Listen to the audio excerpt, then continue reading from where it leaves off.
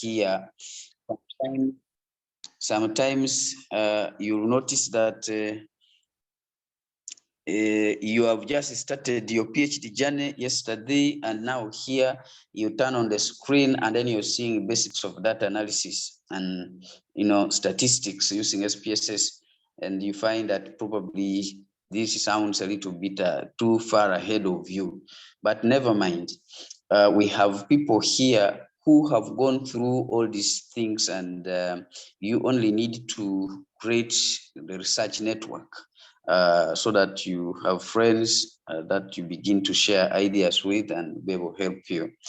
Now, last week, we began looking at some basics on data analysis. And maybe before I make mention of that, I would like again to tell you that for some of you who have been with us since the beginning of the year, you will notice that in the student session, we have been picking different components of the research proposal. And we began with how do we come up with a good research background? So how do we put together a good statement of the problem? And we followed that, and we moved to look at literature review. And of recent, we have been looking at your methodology. And along methodology, after following the entire components of the methodology, there is somewhere where we talked about data. What type of data are you going to use? Where are you going to collect it from? And once you've collected it, how do you manage it? And now that's how we have arrived at some of these tools or softwares that help us in data analysis. And we began looking at SPSS, not because SPSS is the best. You have a choice. There are quite so many packages that you can use in your data analysis, but we thought that maybe many people are familiar with this, and then we could begin by reminding ourselves a few basics on how to handle data analysis using some of these packages. So this informs the reason why we are beginning by looking at data analysis and statistics using SPSS. So I want to again tell you that last Sunday we began by looking at some few basics on SPSS, and today we want to continue with the same. So allow me now play this clip so that we may be able to pick some few things from here. And if time allows, I would also give you the opportunity to add on what probably has not been mentioned here on the in the clip that we are going to. So welcome with me, and we have a look at what is here in this clip. I'm trying to use two machines here, so I have to do away with the one before I play the video.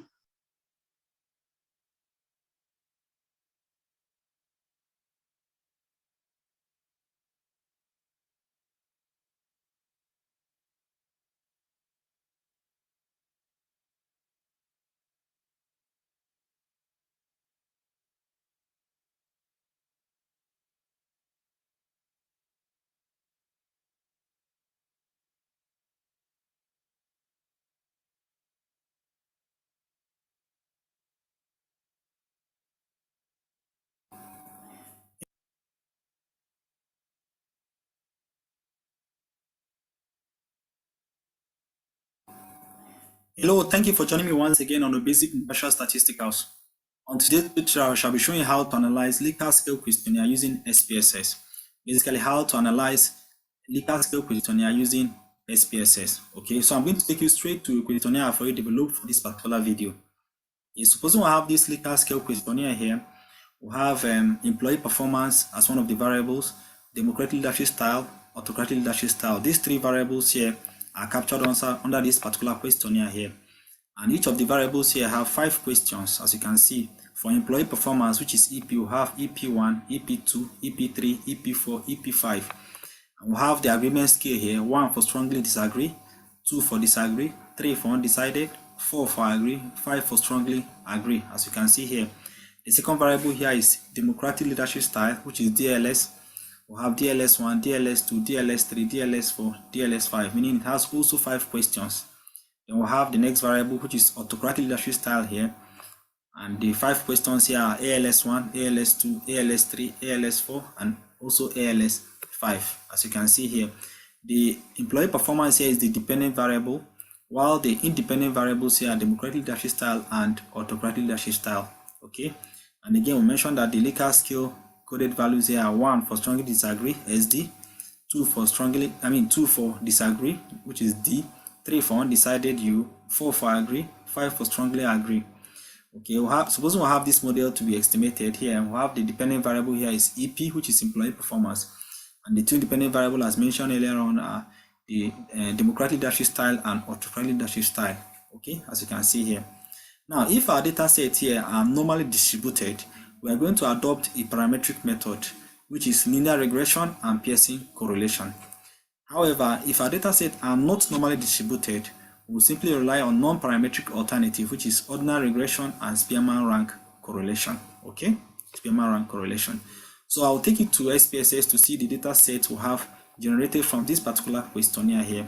Okay, moving straight to SPSS, we have under the data view, we have the coded values for each of our variables. We have DLS1, DLS2, DLS3, DLS4, and DLS5, and also for autocratic leadership style, which is ALS, down to EP, which is employee performance, as you can see here.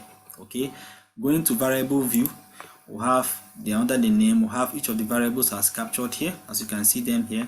And other values you can see, we have 1 for strongly agree, 2 for disagree, 3 for undecided, 4 for agree, 5 for strongly agree, as you can see on a Likert scale format. Okay, and they're all measured in ordinal format, as you can see for all of them, for all of the variables here, as you can see under the values too. Look at them here. All right, now going back to data view, as you can see, we are looking at about 48 respondents. Okay, 48 responded to this particular questionnaire, as you can see here. Okay, and then clicking this particular button here tells us the assigned Likert scale responses for each of the codes, as you can see here. Basically, moving down, as you can see, then complete set here. Okay, clicking this button moves it back to the codes assigned to each of the Likert scale responses, as you can see here.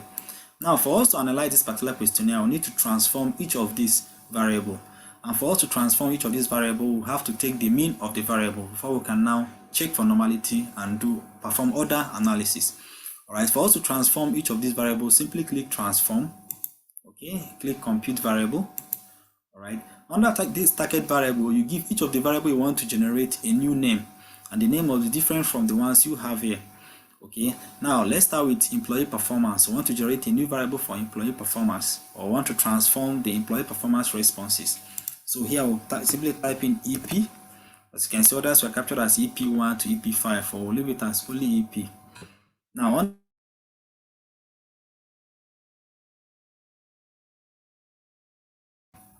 scrolling down, we'll have main here. When you click it once, you either click this arrow to bring it up here, or you simply double click it. Okay, after highlighting. So I'm going to double click it to bring it up here. Now these question marks are asking us what are the individual variables for each of these new variable as we have here. Okay, so removing this question mark, we're going to enter each of the representative of this employee performance. Okay, clicking this EP1 here, I can either highlight it, then click this arrow to bring it inside this box, or double click and separate with a comma. So I will simply double click and separate it with a comma. Okay, then the next variable is EP2, double click and separate with a comma. EP3, double click and separate with a comma. EP4, double click and separate with a comma. Then we'll have EP5. Okay, we're going to take the mean of these 5 responses for employee performance to generate a new variable for employee performance. Okay, haven't done that, simply click OK. Now once you click OK, you go back to data view, you discover that a new variable has been added to the variables you have earlier on. And the newly generated variable, or the transform variable here, is employee performance, as you can see here. Now let us transform for democratic leadership style. The variable for democratic leadership style, simply click transform, compute variable. Okay, here you delete this and simply type DLS. Okay, then you remove these particular values here, variables here, and enter for each representative of democratic leadership style. Okay, the first one here is DLS1, then separate with a comma, DLS2, put a comma, DLS3, put a comma, DLS4, put a comma, and have DLS5. Okay, that is for democratic leadership style. Simply click OK. Now once you click OK, you discover that another variable also for democratic leadership style has been generated. Okay, a transform variable for democratic leadership style. And let's do for autocratic leadership style, which is the third variable. Simply click transform, compute variable, and here we type in ALS. Okay, simply delete the components found inside this bracket here. Okay, we'll start with ALS1, double click, separate the comma, double click, separate with the comma, double click, separate the comma, double click, separate the comma, and double click. We'll have the complete set here. Simply click OK. Okay, now clicking OK, you discovered also that we've added another new transform variable. So we'll have the three newly transformed variables here, which are EP, DLS, and ALS. So we're going to check if these three variables here are normally distributed. Okay, we're going to check before performing analysis using them. So for us to check if they're normally distributed, simply go to Analyze, Descriptive Statistics, then Explore. Okay, then move the three transform variables and treat them as dependent list, or move them into dependent list box. So I'm going to highlight the three newly transformed variables and move them under dependent list box here. Then simply click Plot, uncheck Stem and Leaf, then check Histogram, and also check Normality Plot with Test. Okay, then simply click Continue. Alright, having done that, you simply click OK. Then wait for a few seconds, the result to come up here. Let's wait for some few seconds. Yes, we'll have the result.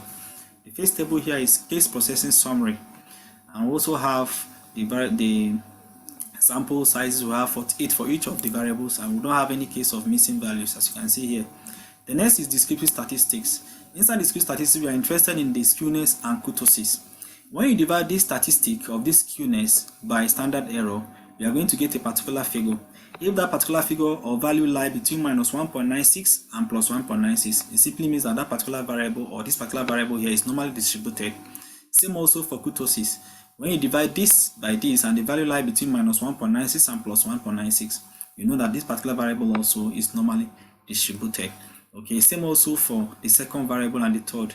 However, for us to ascertain appropriately, you simply, by merely looking at it, you simply go to test of normality here.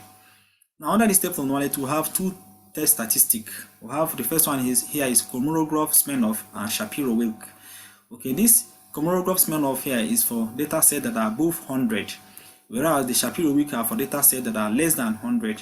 In our own case, our data sets here are less than 100, so we rely on Shapiro-Wilk.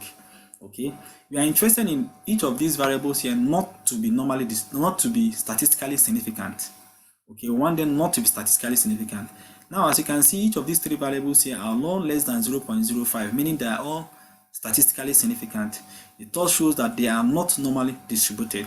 Had it been they are greater than 0.05, we can ascertain that they are normally distributed. But in our case here, they are all less than 0.05, which clearly shows that they are not normally distributed because they are all statistically significant. We wanted them not to be statistically significant, as you can see here. Now, for interpretation of other components here, kindly watch my video on how to test for normality for detailed explanations. Okay, all right. Now, because these data sets here are not normally distributed, we are going to also log them to check if they are normally distributed. So I'm going to transform each of these variables here. That's each of these transform variables. We're going to log them to check if they are again if they are normally distributed before performing our analysis. Okay, now for us to log them, simply go back again, click transform, compute variable, then here you simply type in a new variable. This time around we'll type in log underscore. We'll start with EP again. Okay, then you delete all the components here, all of them. Then under this functions and special variables, you scroll down and select logarithm to base 10, this LG10. Okay, simply double click it. Now this arrow is asking us which variable do we want to log. Now we are going to log the transform variable of employee performance, which is EP. So we'll simply remove this question mark here and double click this EP to appear inside this bracket here. So we're going to log this particular transform variable. to check if it is normally distributed. Then simply click OK. I haven't done that. Okay, go back to your data view. You discover that a new variable has been added. As you can see here, the log of EP. Now also log for DLS and ALS. Click again transform, compute variable. And this time around, you delete EP and type in DLS, which is democratic leadership style. Under this bracket here, so remove this and type in DLS. Okay, want to log it to check, simply click OK. All right, you may close this. As you can see, look at the log value of the democratic leadership style that was transformed, and the last variable here is autocratic leadership style, which is ALS. Okay, compute, and you simply type ALS. Let's log it also. Then simply delete this and type in ALS. Okay, want to log it also, then simply click OK. Then simply minimize. All right, now have the log of the three variables that we transformed earlier on. So I'm going to check again to see if they are normally distributed. All right, for us to do that, simply go back again to analyze, distribute statistics, and go to explore and move out the earlier transformed variables, move them out, then move in the newly logged transformed variables. Okay, move it under treat them as dependent list. Click this plot and ensure that what you checked earlier on are still in order. As you can see, continue, then simply click OK. And scroll down a bit, wait for some few seconds the result to come up. Yes, we have the result here. Now, as you can see, the first table here is case process summary. We have the sample size 48. We don't have any missing value as we have earlier on. We are more interested in the test of normality table here, which is KS test and Shapiro week. Again, looking at the Shapiro week statistic here, discover that they are also not normally distributed. As you can see, the values here are less than 0.05, which shows again that the log transform variables here are not normally distributed, as you can see here. Now, because these variables here are not normally distributed, even when we transformed and logged them, it simply means we're going to adopt what we call the ordinary regression analysis and not linear regression, because they are not normally distributed. We transform them, check they are not normally distributed, and we log them again and discover that they are still not normally distributed. So we're going to use ordinary regression analysis to perform our analysis. Okay, for us to conduct the ordinary regression analysis, simply go to analyze. Okay, then simply go to regression and scroll down to ordinal. Okay, look at it here, analyze, regression, then ordinal. Then click this ordinal. The other dependent here, move your dependent variable, which is a transform variable here, which is EP. Okay, and move it under dependent list. Then the other two variables, which is DLS and ALS that were transformed, you move it under covariate. If you have any categorical variables, you move it under factors here. But in our case here, we don't have any categorical variables here, so I'll leave it empty. If you have any categorical variables, you move it under factors. Now, the two variables that we transform, the two independent variables that we transformed, are captured under covariate. Okay, they are scale or continuous variables, as you can see here. In this case here, we'll have the dependent variable here, EP, as you can see here. Okay, now you simply go to output. Okay, then simply go to output and select test or parallel lines. The three default settings here, you leave them as it is, and simply check test or parallel lines. Okay, which is the fourth thing you need to check here. As you can see, the four things are properly checked. Every other thing remains the same. Click continue. We don't have to do any other thing. Simply click OK. Okay, scroll down a bit. You have your result. The first result that appears here is case processing summary, as you can see here. And the second table here is model fitting information. Okay, this model fitting information here is statistically significant, as you can see here. The model fitting table tells us how well the model fits the data. As you can see here, it is statistically significant because the value here is less than 0.05, which means our model fits the data very well. Okay, the next thing you need to look at is what we call the goodness of fit. The goodness of fit. Okay, now this particular goodness of fit contains the Pearson and deviance chi-square test, which are useful for determining whether a model exhibits good fit to the data. Non-significant test results are indicators that the model fits the data well. In our case here, as you can see, the Pearson and deviance here are not statistically significant, which clearly shows that the data set here fits the model fits the data set well, as you can see here, because they say a non-significant test results are indicators that the model fits the data well. As you can see in our own case here, the Pearson here significant value here is 0.541, which is greater than 0.05. The deviance here is also greater than 0.05, as you can see here, which is 0.967, which shows that our model fits the data well also. We want these two not to be statistically significant. Okay. The next we'll look at is the pseudo R square. We'll simply concentrate on the Nagel K. Okay. This is more of like the R square for linear regression, as you can see here. Okay, this particular value here, 0.28, simply tells us that 28% changes in employee performance are as a result of autocratic leadership style and democratic leadership style. Okay, or rather, the 28% change in the dependent variable were as a result of the independent variable, as you can see here. All right. Now, the next thing you need to look at also is the parameter estimate. Okay. However, before we look at this parameter estimate, we need to look at this test of parallel lines to ensure that we have not violated this particular test of parallel lines. Okay. Now, this test of parallel lines here, all right, test for the assumptions of proportional odds. It tests for the assumption of proportional odds. Okay. This test, the null hypothesis is that the odds for each explanatory variable are consistent or are the same across different thresholds of the outcome variable. Okay, we want this not to be statistically significant for us to be sure that we have not violated this test of proportional odds. Okay, in our case here, we have not violated it because the probability value here is greater than 0.05. That is, the significant value here is greater than 0.05. That means we have not violated the assumption of this test of proportional odds. However, if you discover that you have violated this test of parallel lines assumption of proportional odds, let's say in our case, in the case here, you discover that it's less than 0.05, meaning that you have violated it. You simply adopt what we call the multi-nominal logistic regression to explore your odds and analyze your data. If this is less than 0.05, you simply adopt what we call the multi-nominal logistic regression to explore the odds and analyze your data. But in our case here, we have not violated the test of proportional odds, so we can go ahead and interpret this parameter estimate. Okay, now for us to interpret this parameter estimate, I will take to my PowerPoint in a moment, but we need to look at some few things before then. As you can see, the two independent variables here are DLS and ALS, and both of them are statistically significant, as you can see here, going by the probability values here, which are less than 0.05. As you can see, they are both statistically significant because they are both less than 0.05. So for the interpretation of this particular variables here, which is very important to this particular analysis, we'll go straight to the PowerPoint to show you how to interpret these coefficients, both the positive and the negative, as well as the relevance of this statistically significant result that we have here. So I'll take you to my PowerPoint that I've developed already.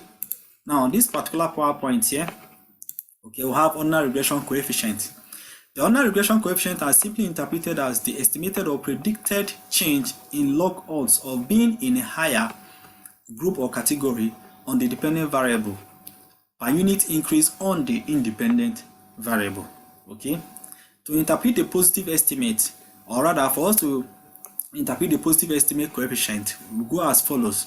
For every 1 unit increase on an independent variable, there is a predicted increase of a certain value in the log odds of falling at a high level on the dependent variable. More generally, this indicates that there is an increased probability of falling at a greater level on the dependent variable as values rise on an independent variable. Okay. Now, for negative estimate, the interpretation goes as follows. For every 1 unit increase on independent variable, there is a predicted decrease of a certain amount in the log odds of being in a higher level on the dependent variable. This simply means that as the values of independent variable increases, there is a decreased probability of falling at a higher level on the dependent variable. Okay, the route we follow to arrive at that ordinary regression is called the route 1. I'm going to show you the second route of analyzing the ordinary regression analysis. Okay, now for the result we generated, we look at the democratic leadership style variable. We discovered that democratic leadership style was a significant positive predictor of employee performance. The coefficient value there shows that for every 1 unit increase in democratic leadership style, there is a predicted increase of 2.767 in the log odds of being at a higher level on employee performance. Okay, remember let's go back to the SPSS.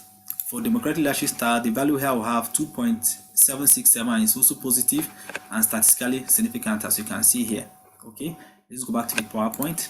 Look at the value here, 2.767, and it's also found to be statistically significant and also positive. Okay, as you can see. Now, for autocratic leadership style, we discovered that it was a negative significant predictor of employee performance. The negative coefficient value of minus 1.998 shows that for every 1 unit increase in autocratic leadership style, there is a predicted decrease of 1.998 in the log odds of being on a higher level on employee performance. Okay, let's look at the result again.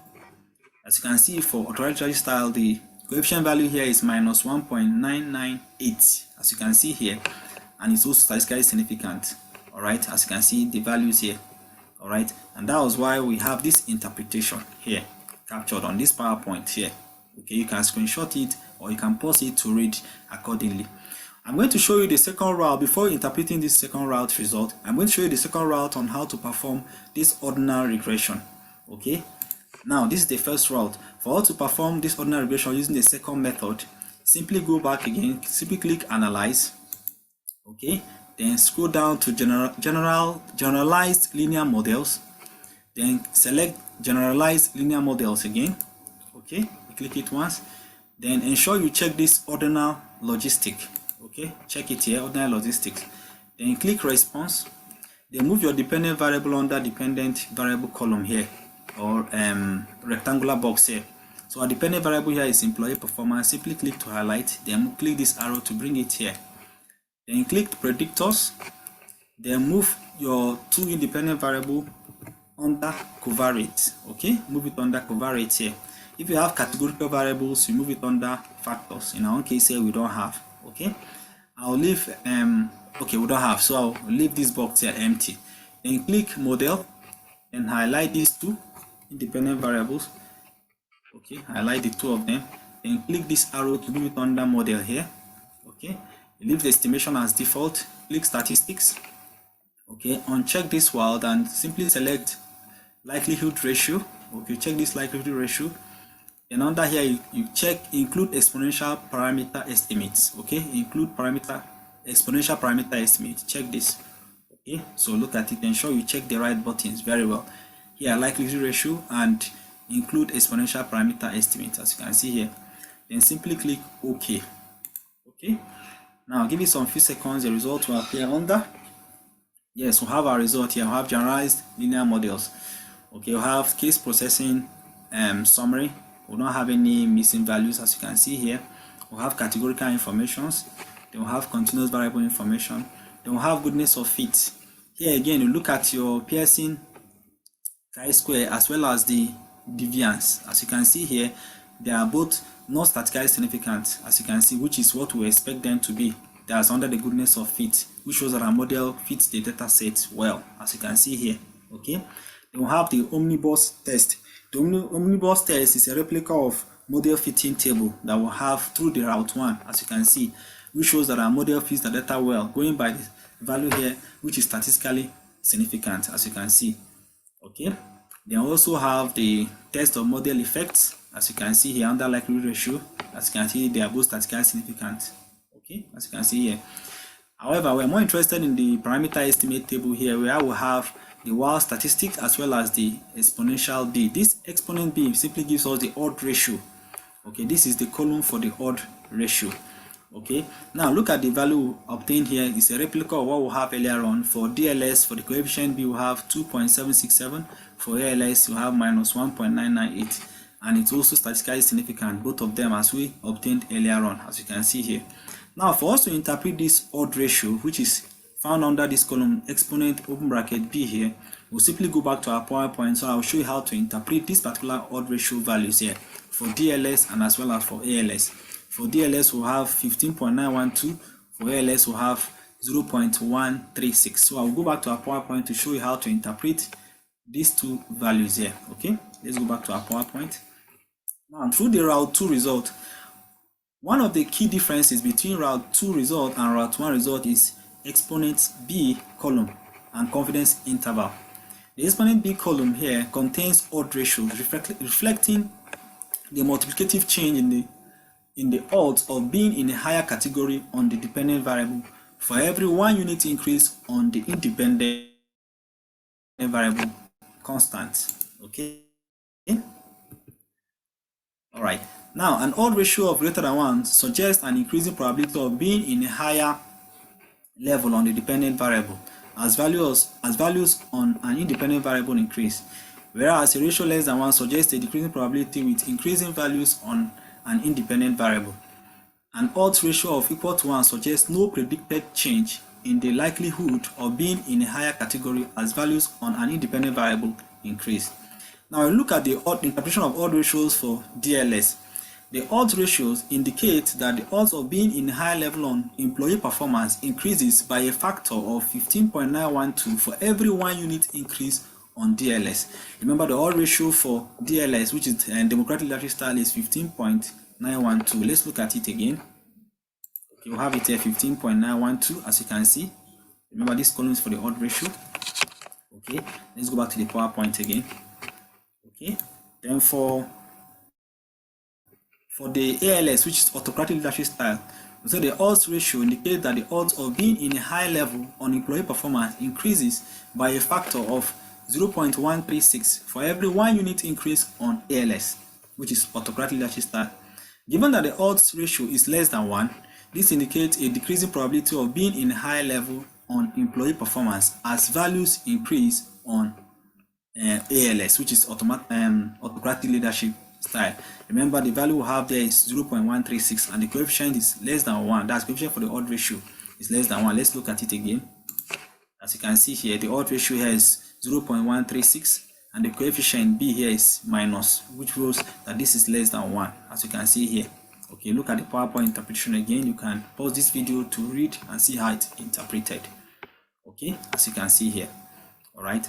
So basically, this is how to perform ordinal regression analysis, especially when your data sets or Likert scale data set are not normally distributed. Okay. The next thing we need to do is to perform what we call the correlation analysis. Remember, it is not normally distributed, so we're going to use the Spearman rank correlation analysis. For us to do that, simply click Analyze. Okay, go to Correlate, then select Bivariate. All right, this time around, you move the transform variables under variable box here. You have EP according to your model specification. Click this arrow, then uncheck this Pearson and select Spearman because it was not found to be normally distributed. Okay, under options, okay, we have exclude basic pairwise, leave it at default. Okay, every other thing seems okay. Two tail and flag significant correlation. Simply click OK. Okay. Now, once you click OK, you have your result. You have a non-parametric correlation result here. Remember, the data set we are not normally distributed, so we adopted the Spearman rank correlation for the non-parametric alternative to Pearson correlation. All right, as you can see here, the correlation between democratic leadership style and employee performance, the value here is 0.439, which shows a moderate correlation between democratic leadership style and employee performance. And it was also found to be statistically significant, going by the probability value here, which is less than 0.02. Also, if you look at the correlation between autocratic leadership style and employee performance, the correlation value here is 0.271, which shows a very low correlation value between autocratic leadership style and employee performance, or rather it shows a weak correlation between autocratic leadership style and employee performance. And look at the probability value here, it's discovered that it's greater than 0.05, which shows that it is not statistically significant. Okay. However, for democratic leadership style, it is statistically significant and has a moderate correlation between employee performance, that is between democratic leadership style and employee performance. Okay, so basically this is how to perform and analyze your Likert scale data. First of all, you check if they are normally distributed before you can adopt a parametric or non-parametric method of analysis. I've been able to show you the route 1 and route 2 of performing ordinal regression analysis also. Okay, now if this is your first time of coming to our channel to watch our YouTube video, kindly click the subscribe button to get more video updates on how to perform various statistical analysis, and kindly share this video with your friends and academics that might need them for their research purpose. Okay, ensure you subscribe to my YouTube video, share and like. Okay, thank you for watching.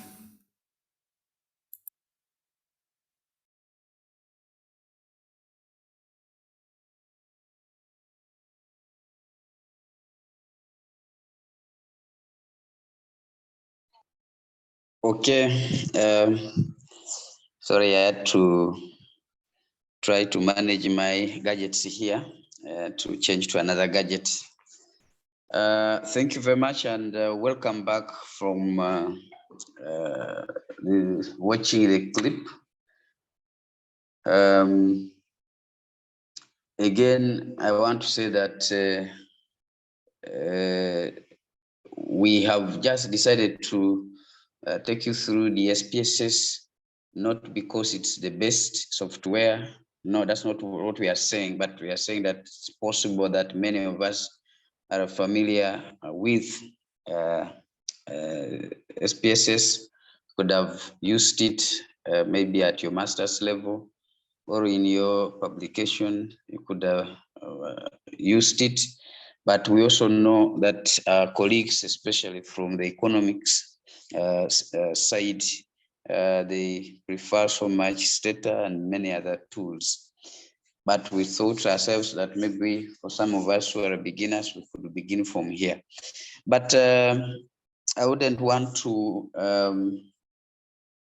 even dwell much on what we have just been watching, but I just want to have an experience whereby you are able to just reflect and share with us your experience in data management and data analysis. Now, I'm already seeing messages coming in, and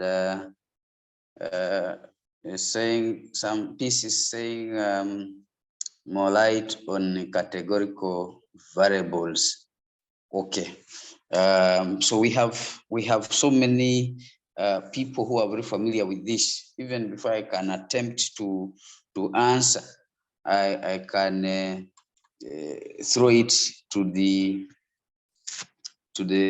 class, and I know someone will be able to give us a response on that. But what I'm saying now is that I'm not necessarily going to rely so much on what we have been watching, but I want to make this open to all of us to just share your experience with data management for those who have reached that level. I would want to invite you now to share with us your experience with data management, data analysis, as we also try to respond to peace as a question here on for us. So I would like to really open this and ask us to just share our experiences in the data management and data analysis.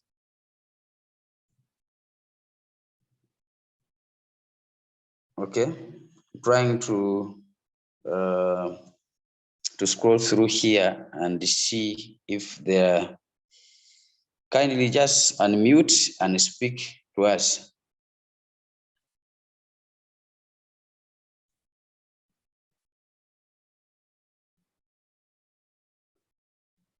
Again, I would like to be sure that we are actually awake.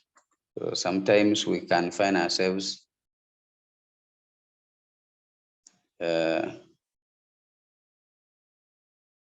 okay.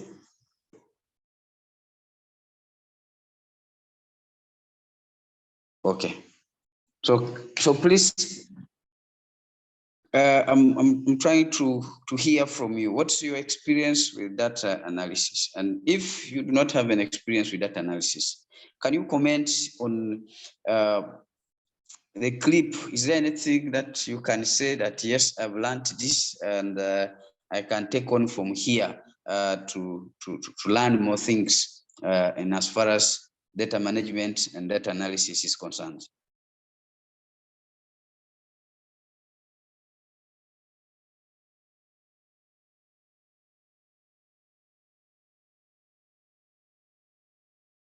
Okay.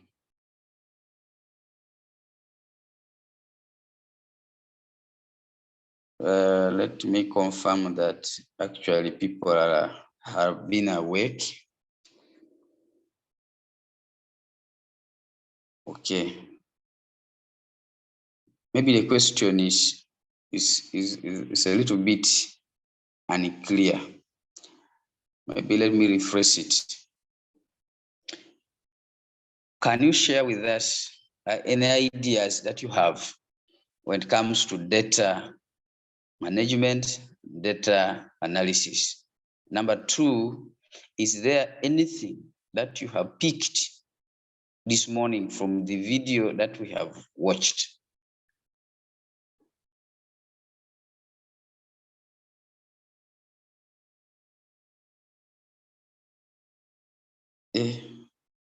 My class today. Joseph, good morning. I can hear I can hear somebody. Can you speak up? Yes, good morning, Joseph. Good morning. And the colleagues, I am speaking from Tanzania, the Open University of Tanzania. I just want to share what I have picked from the clip. I think first of all, before you do analysis, you have to know, or before you analyze your data, it's very important to know the type of data that you have. So it's very important also to know the type of objective or research question that you are going to use, because if you don't have that in your mind, you might end up analyzing the data which does not maybe comply with your objective. So at the planning stage, it's very, very important to know how am I going to analyze my data even before going to collect data. That's one. And second, I think I also liked how the Likert scale have been analyzed, and the inferential statistics. So I think it was a good experience to see how this analysis is being taken step by step. However, I think the inferential analysis is one of the part that needs more capacity building, or to understand how to go about it. That's kind of the quick reflection that I might have from the clip, and also from the experience that I have. Thank you, Joseph. Thank you very much, Michael. Thank you very much. Anybody else who should be able to share with us your experience? I know you have done data analysis before, so I know you're not going to hide in there. Can we this first 1 hour is for us, the students. Can we freely share and exchange knowledge?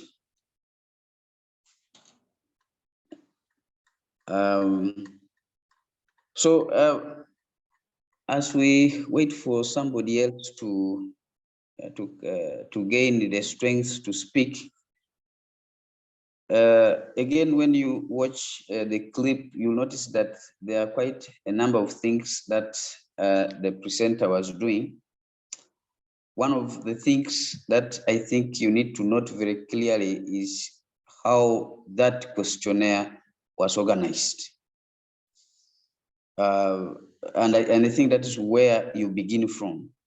The organization of your questionnaire, the coding of your questionnaire, such that when you capture that information, you notice that the SPSS provides you with a window where you're going to capture your information.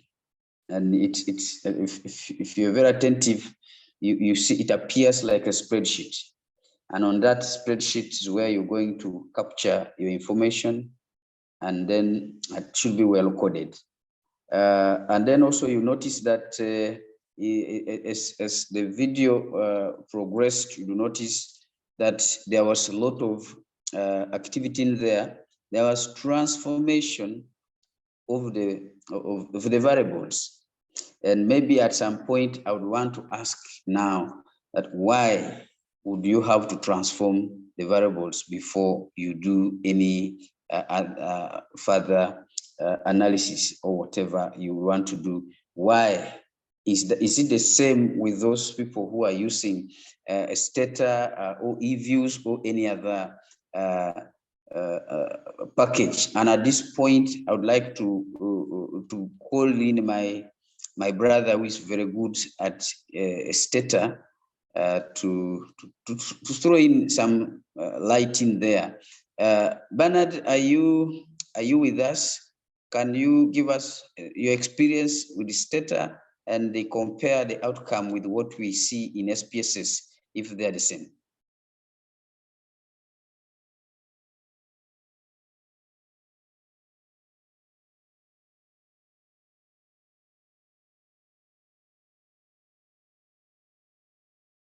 Yes, Bernard, are you with us?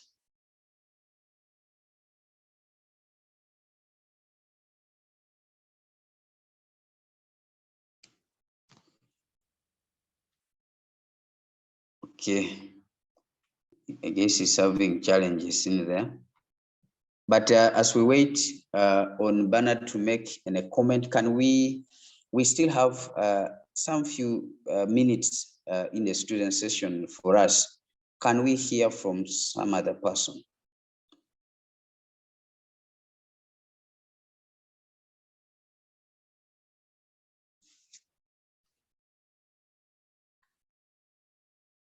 I can see my brother all the way from Moi University in Kenya, Jeremiah Nyabuta. What's your take home this morning?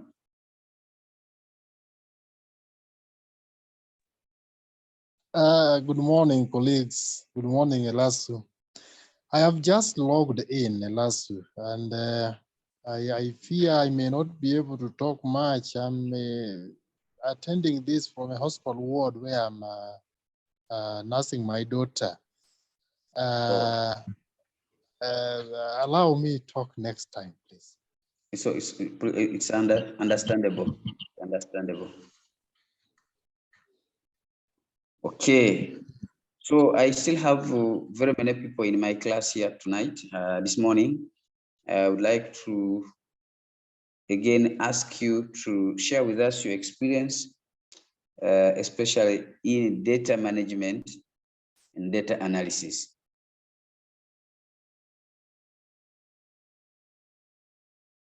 Okay. I really want to be sure that I'm not alone in class.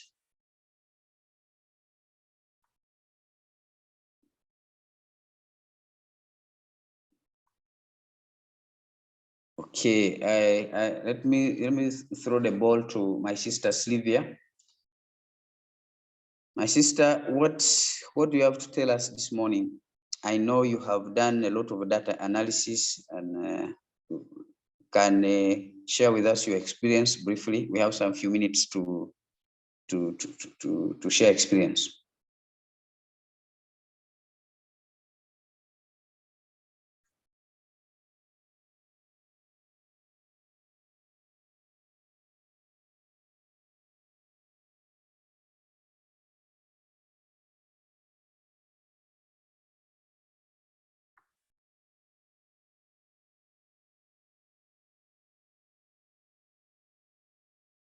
Okay, as we wait on that, let's say Peace is telling us that my take before feeding the data set, the arrangement of my instrument and the hypothesis are so important.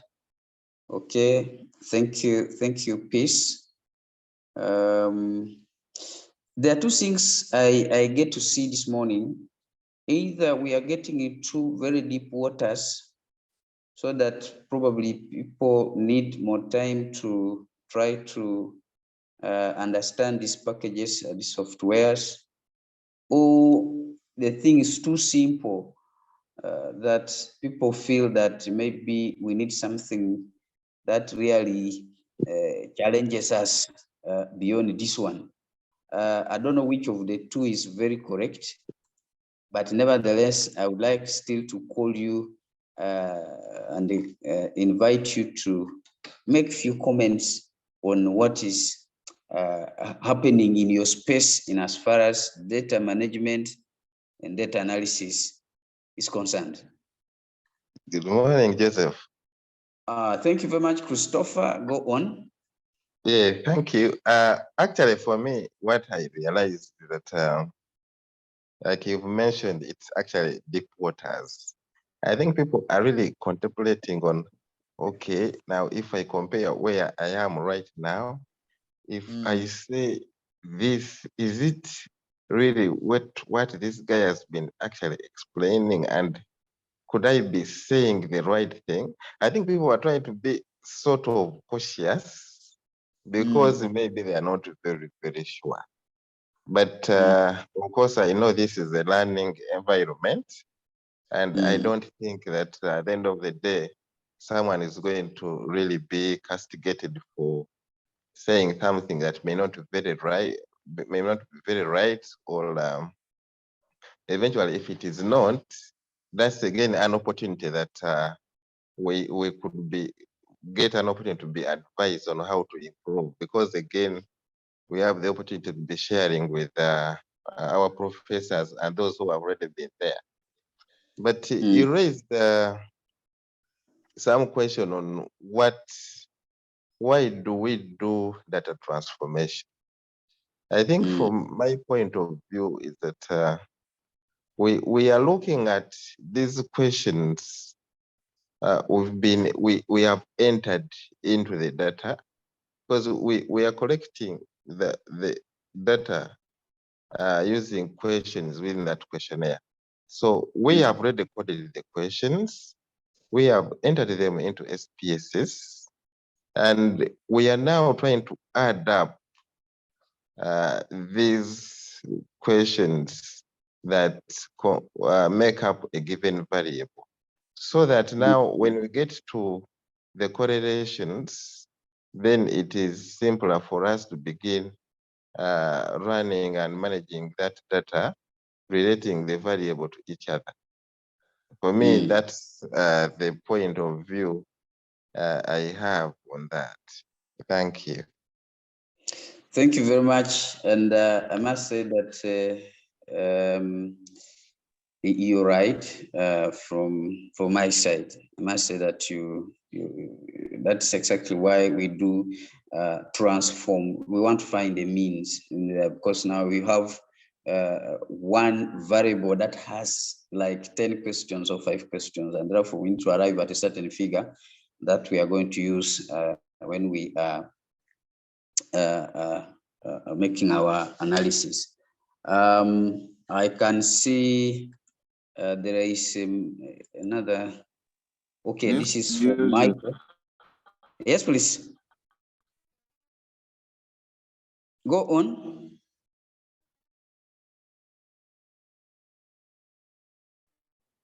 I don't know. We have lost you. I don't know whether it's a network issue. Good morning, friends. Yes, sorry, I'm on and off, but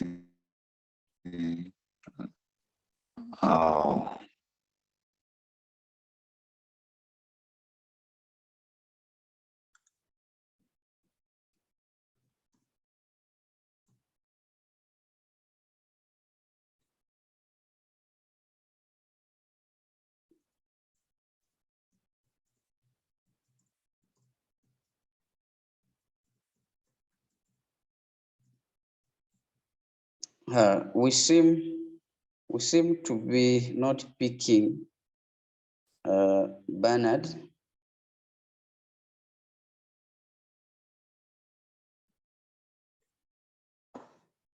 Hello.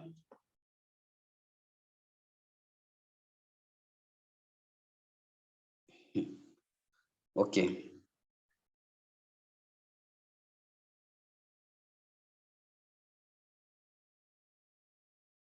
Hello.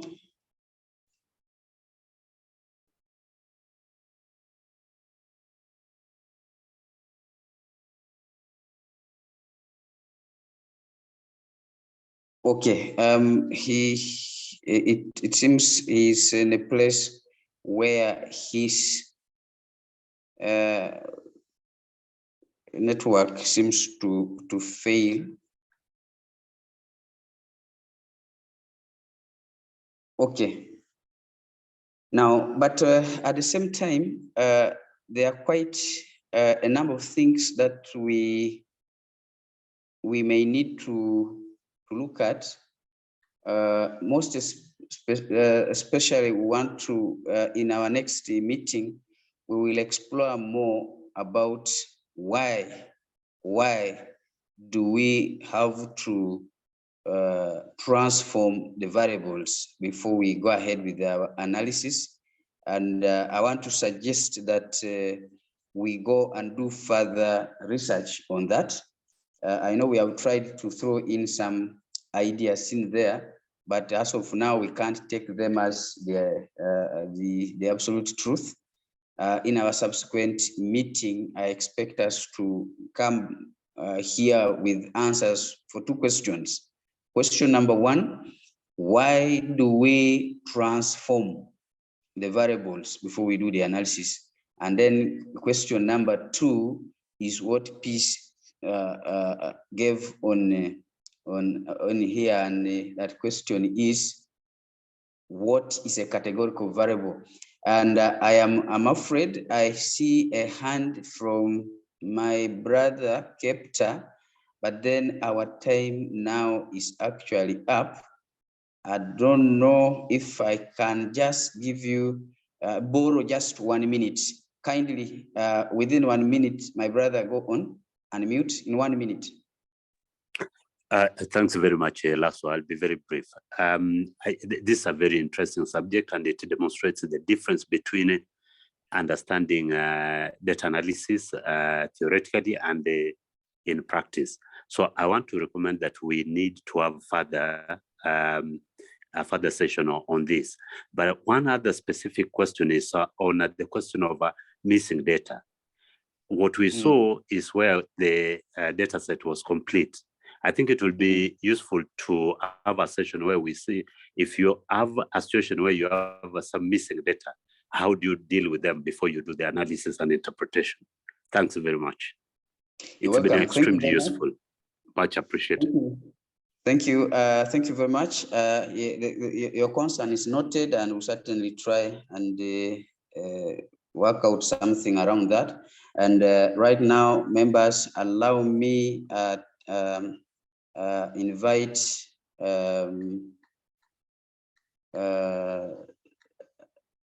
I think Dr. Ahmad to take us through the next session. Thank you, and thank you very much for attending the student session. Over to you, Dr. Ahmad. Thank you very much, Joseph. Thank you for your elaboration on a number of issues and moderation of the first session. I just want to confirm from your side whether I'm clear. You are, indeed, you're clear. Right. Allow me really appreciate you and say that you have done a great job in supporting the sessions. Of course, as you know that our sessions, we normally refer to them as the Students' Congress, where we really discuss PhD issues on a one-on-one. We would like also to recommend the PhD students to put in more effort and they pick up something, because it's very important that you pick up something when you are still a student at this level. That adds a lot of value to you, and also you may be able to benefit others. We'd like to appreciate the commitment of the other PhD students who have been able to support the platform over time. Those who have been able to present on the platform are so many, but we appreciate you, all of you, both presenting your work and also presenting a number of research discussions. Bernard, Amerit, and Joseph, Charles, you over the time, Shafiq, done a great job and we appreciate you. And many others who have presented, we really appreciate your commitment and being with us always. Allow me in a special way appreciate our senior colleagues who have supported this platform from the beginning. Dr. Dennis Musinguzi, we really appreciate your commitment. Our own Associate Professor Michael Koche, thank you for your commitment. Dr. Gideon Nkurunziza, Dr. James Kagari, and many more who are still joining, Professor Rolla and Dr. Goret Cheyne, among others. They have been able to give support to the platform to ensure that we continue learning. We shouldn't take that for granted on their side, because they sacrifice some 3 hours or 4 every Sunday morning to support our movement. For those who have just joined, allow me really to appreciate our mentor, the main mentor, Professor Joseph Untai, for his commitment and making sure that we, by and large, have this platform and also we learn from one another. Professor, despite being a little bit weak, he endeavors always and always to join, listen in a few hours, but at least supports supports the platform to continue. Professor, we appreciate you, and we believe that you have done a great job in supporting communities, and also it's a CSR on your side and many others, that you can give back your knowledge to your students to learn from. So by that, I'd like to say that this is an international platform, so welcome all of you. If it is your first time to join us, I will welcome you. We tell you that this is a platform that brings together students from different parts of the world, students from PhD students from Uganda, East Africa, Kenya, South African countries, Egypt, and other North African countries. So we have some participants from Asia and Europe, and all of them come together to give one another advice and knowledge. So we appreciate that. And today we are going to a general discussion, which is very, very important, sometimes very important, even more than the knowledge that we share. Because if we don't take it seriously, in most cases, we fail to appreciate and manage our time appropriately, manage our issues appropriately.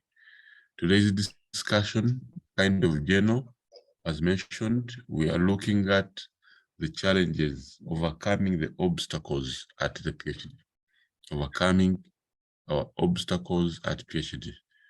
We go through a number of obstacles on a PhD journey, and many of these obstacles, sometimes we do predict them, sometimes we don't. So we decided that possibly we can have a discussion on this. We come up and get some of our experienced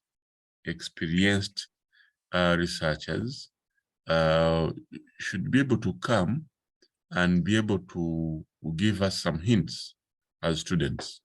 I know when you find somebody who has practiced for a long period of time, the implication is normally simple, that this person has been there for a while. So our discussion today is basically based on that, and I would love to comment that it's a good one. We need to participate in it.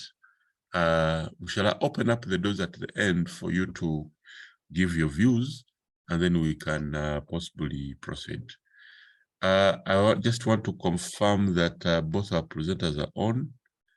Let me confirm whether Professor is on. Professor Picho, are you on? Yes, I am. Yes, I am. Good morning to Thank you. Morning, Professor. Yes, Dr. Edith. Is Dr. Edith on? Okay, we have Professor. Allow me introduce Professor Picho. Professor's CV is kind of long, very, very long, but in the interest of time, I will only mention that Professor combines a lot of knowledge that he puts together. He's a professor of, he has done his PhD in Education, Administration and Management from Makerere University. And he finished that PhD in a long, long time in the year 2004, 2007. So Professor, that is kind of a long experience. But in addition to that, Professor is has an executive MBA of Uganda Management at UTMU, UTAMU, has also a Masters of Management of UMT, Uganda Management Institute. He has another Masters of Educational Administration and Planning of Makerere University. So he has 3 master's degree programs. He has 3 postgraduate diploma programs, one in procurement, another in human resource, another in education, and there are so many. Professor has 2 bachelor's degree programs, one in the area of sacred theology, and also another Bachelor of Philosophy. All these are from Rome. Professor, that is kind of a lot.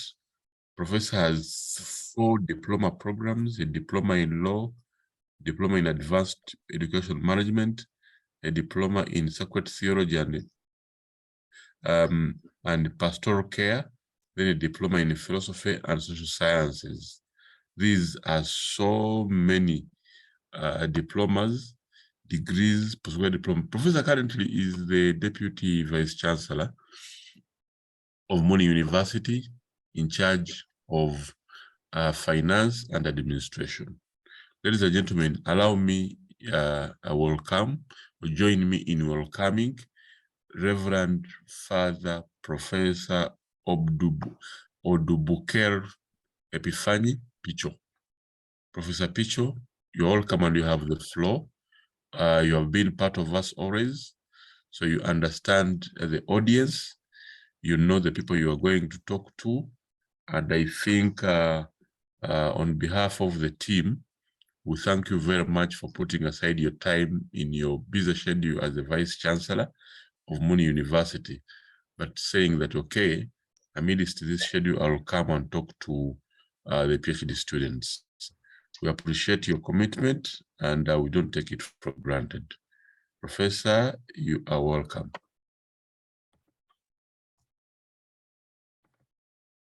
Thank you very much, Dr. Walugembe.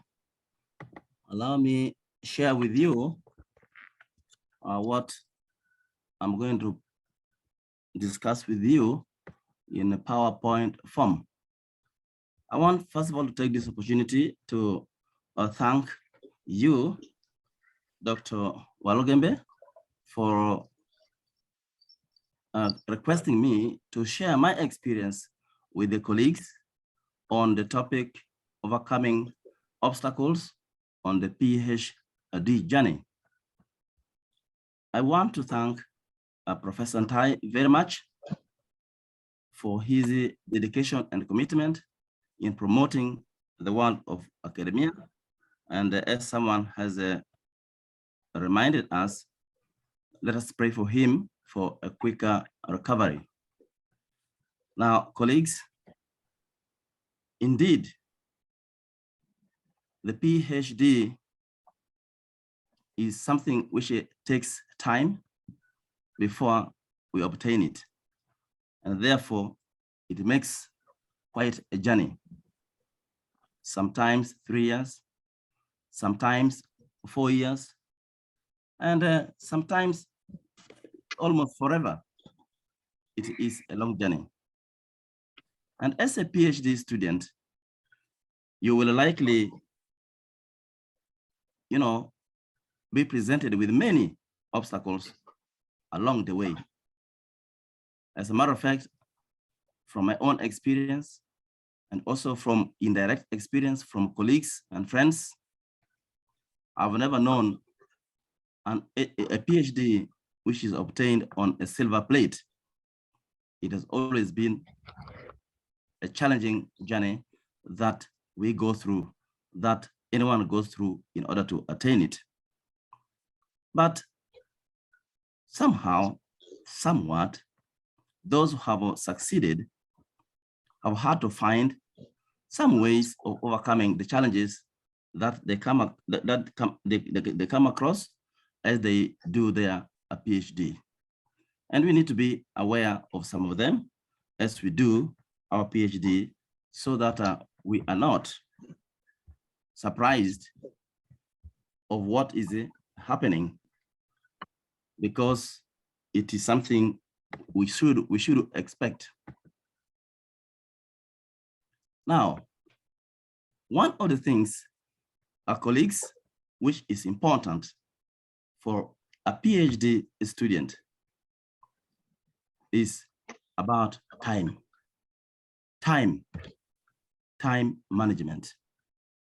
As you are aware, PhD is a program which is done within a period specified by a particular university or institute, 3 or 4 years. It's not something which is endless. And yet at the same time, it is quite demanding. Demanding as it is, requires that we manage our time effectively. Time is a very, very important thing in our life.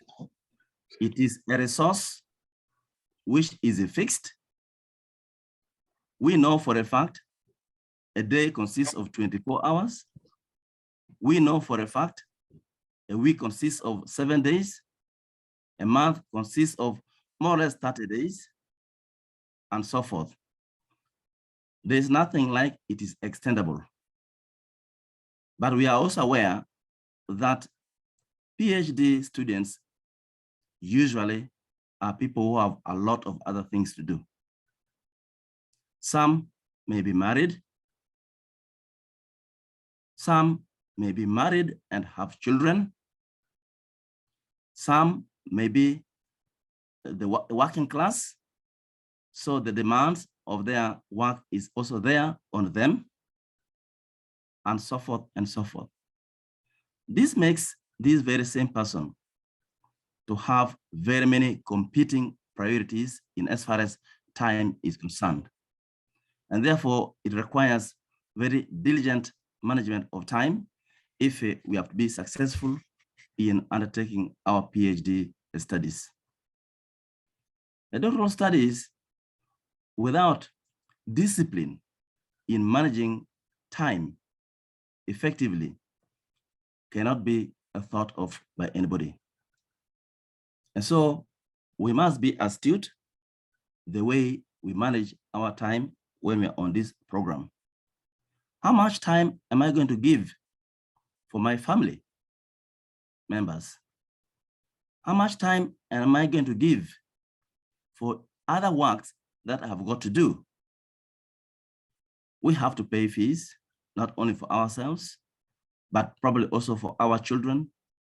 We have got to meet medical bills. We have got to fend for so many people around us. And this means we are running around doing a lot of things in order to make not only 2, but so many ends meet. And this therefore requires strict discipline of managing time and managing it effectively. That's the first challenge we have, and we have to work on it in order for us to be successful in our studies of PhD. The second thing is, when you're doing your PhD, you definitely have a supervisor or supervisors. Oftentimes, you have about 2 supervisors. And it is important, again, to not underestimate the relationship between you, a PhD student, the supervisee, and the supervisor. The relationship between the 2 of you is very, very important for your success in your PhD undertakings. And therefore, relationship must be managed effectively between you and your supervisor. Some of the challenging areas with regard to supervisors include, for instance, absence. Your supervisor may frequently be unavailable for you. And you oftentimes hear people complaining, I can't see my supervisor. It can't give me time. He's not available for me. I've looked for him for the last couple of months. He says this today, tomorrow he says that. Absence of a supervisor can be a daunting task for you as a PhD student. And therefore, it is important that we are aware of this enigma which faces a PhD student.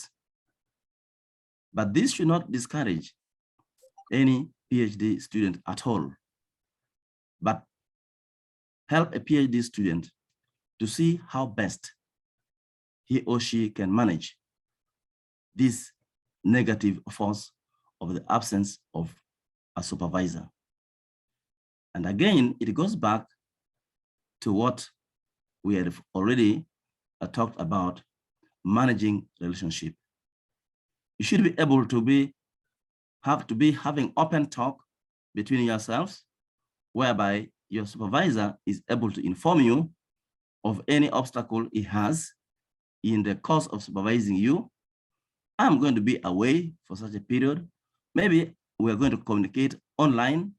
Maybe we're going to use any other media, but get the work going on. So absence of supervisor is a challenge which a PhD student is likely to face and should be able to know how to manage it in order to proceed with his or her studies. Again, conflict is another one. Not all the supervisors may be coming from the same school of thought. You may find one supervisor has his own school of thought and another one is coming from another school of thought. Especially when you are doing an interdisciplinary research, you are likely to come across a situation where the 2 supervisors do not have their minds in sync. So the variation in their way of looking at the same reality makes you as the student become a victim, and a victim of circumstances that the 2 supervisors are coming from different schools of thoughts. There may even be conflict, disagreement between the 2 supervisors on a particular view, and this renders you, the students, set in between 2 grinding stones. How do you manage such a situation? One of the worst things probably you could do is to get involved in the conflict between the 2 supervisors. And now the question comes, I'm the subject matter. If they're disagreeing, what do I do? It is I think, in my opinion, advisable that you don't enter the conflict of the two supervisors, but rather find separate ways of dealing with them and find your way through so that none of them looks at you to be siding with one with whom they have difference in opinion. That can also be a challenge, a great one for a student who is lost in between two different ideas. The other issue is intimidation. Your supervisor may actually be playing a more active role in your PhD research than necessary. Something that is particularly likely if they are attempting to compensate for their own inexperience. But you don't have to be afraid of that. You have to be somehow assertive to be able to talk with your supervisor to give you space to do your work under normalcy. Again, as you're supervised, you may find, again, this is a common thing also, your supervisor may be on leave. Sometimes a supervisor retires in the course of your studies, and being an employee of a particular university, when he is retired, is no longer being paid by that university, leaves you stranded as a student of that particular university. And that's why oftentimes many students complain, I'm not able to complete because my supervisor went on a sabbatical leave, because my supervisor retired. So many of that things of that nature. How do you go about that? You are doing your studies, which is time-bound, 3 years or 4 years. And if you're losing 2, 3, 4 months, because your supervisor is either on a leave or has retired, this is going to affect your program, which is definitely time-bound. And so you should be able to quickly link up with your department or whichever unit is responsible for your program so that you are able to have it addressed and you continue with your study without being grossly affected. Another issue we have is what we call the clashing second year blues. I want you to imagine yourself driving on a large straight road. You notice where you are, the road will appear larger, very large. But as you pierce straight a long distance, you see that the road is narrowing until at some point in time, you think it is not a road, it has ended at one point. Now, when you are joining a PhD program, you have just joined, you have so much confidence, you're very highly motivated, and your morale is very high.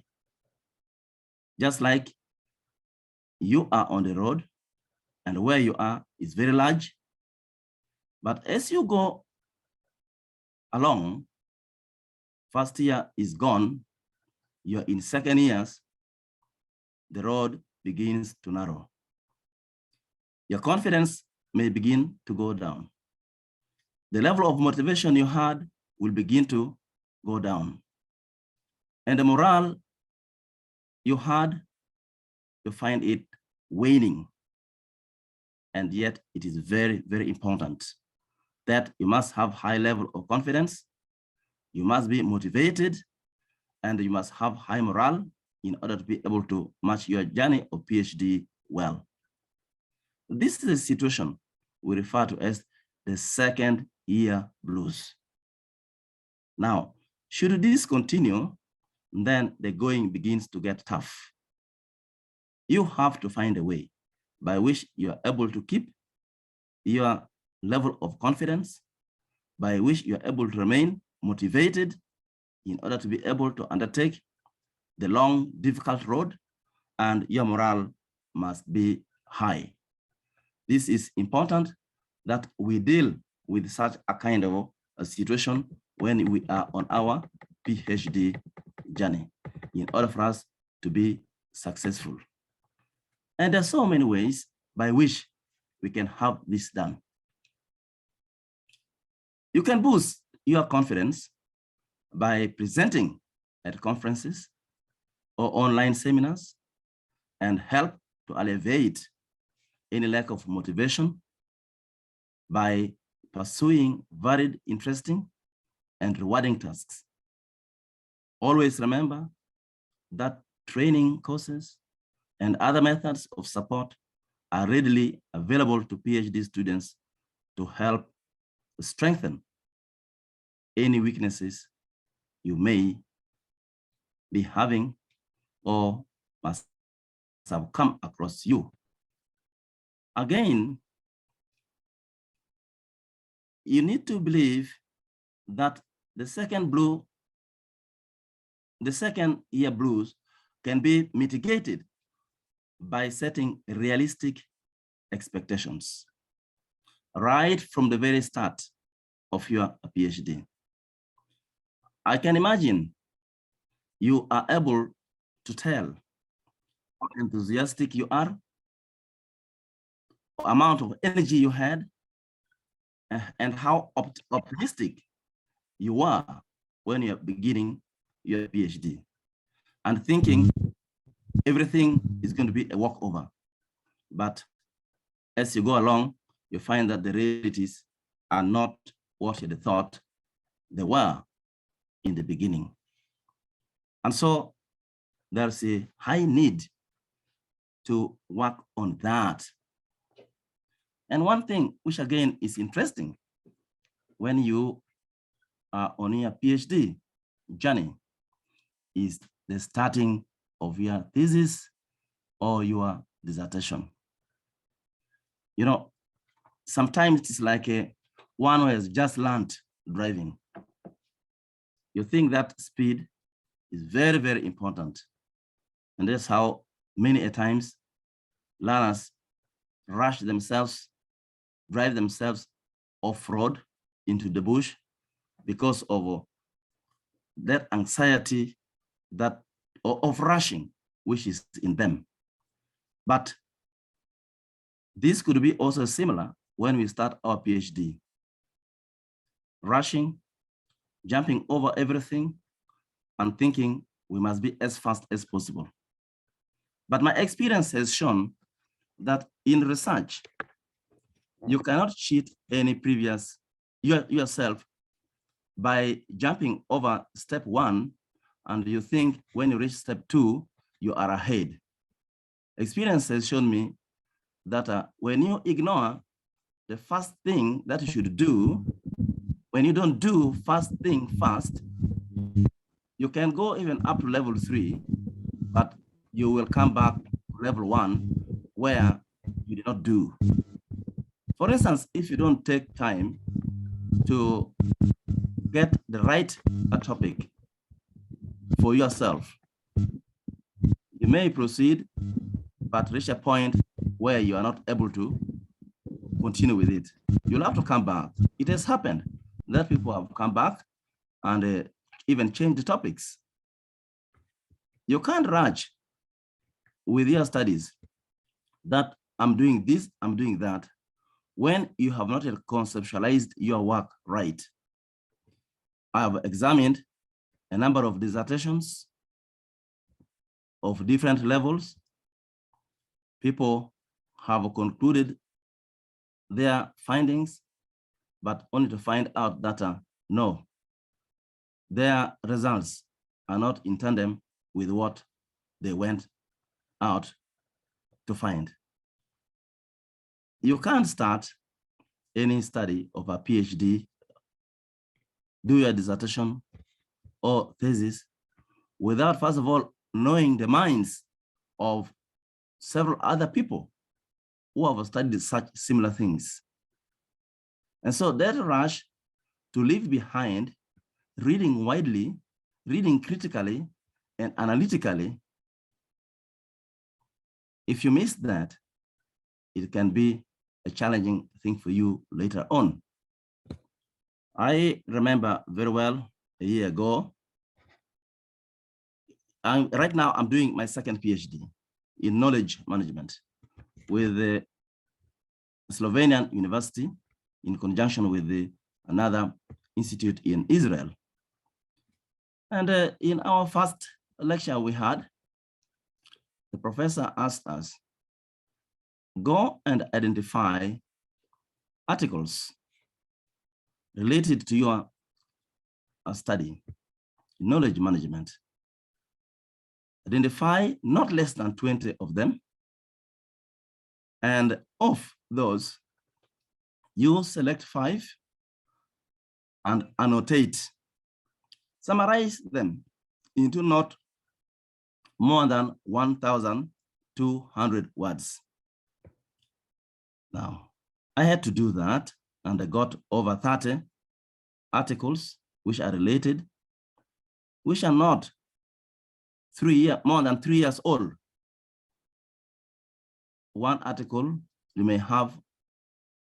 get is having about 20 pages, 15 pages, 25 pages, some are even 30, but 5 of them, you have got to annotate them into not more than 1,200 words.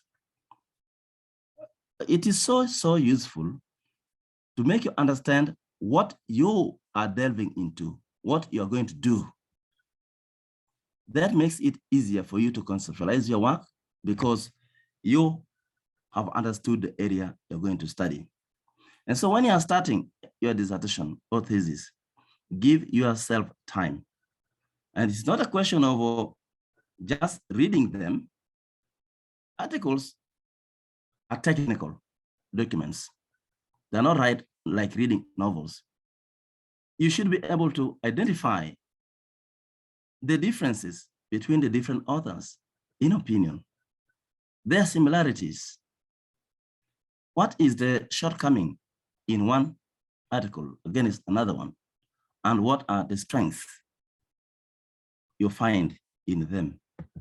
This is critical right from the beginning, and you cannot jump over them. Otherwise, you'll be forced to come back because you are walking a route you don't understand.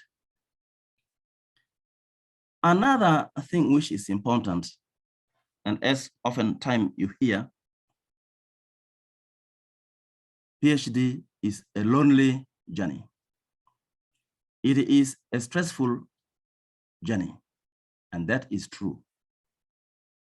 A doctoral researcher will often work alone or with limited collaboration, which can lead to them feeling isolated and lacking in motivation.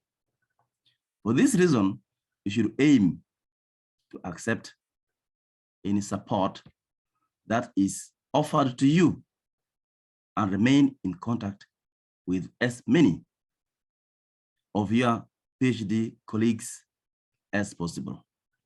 Again, to share with you my experience, I've graduated quite a number of doctors already. The first time I was assigned 5 PhD students to supervise.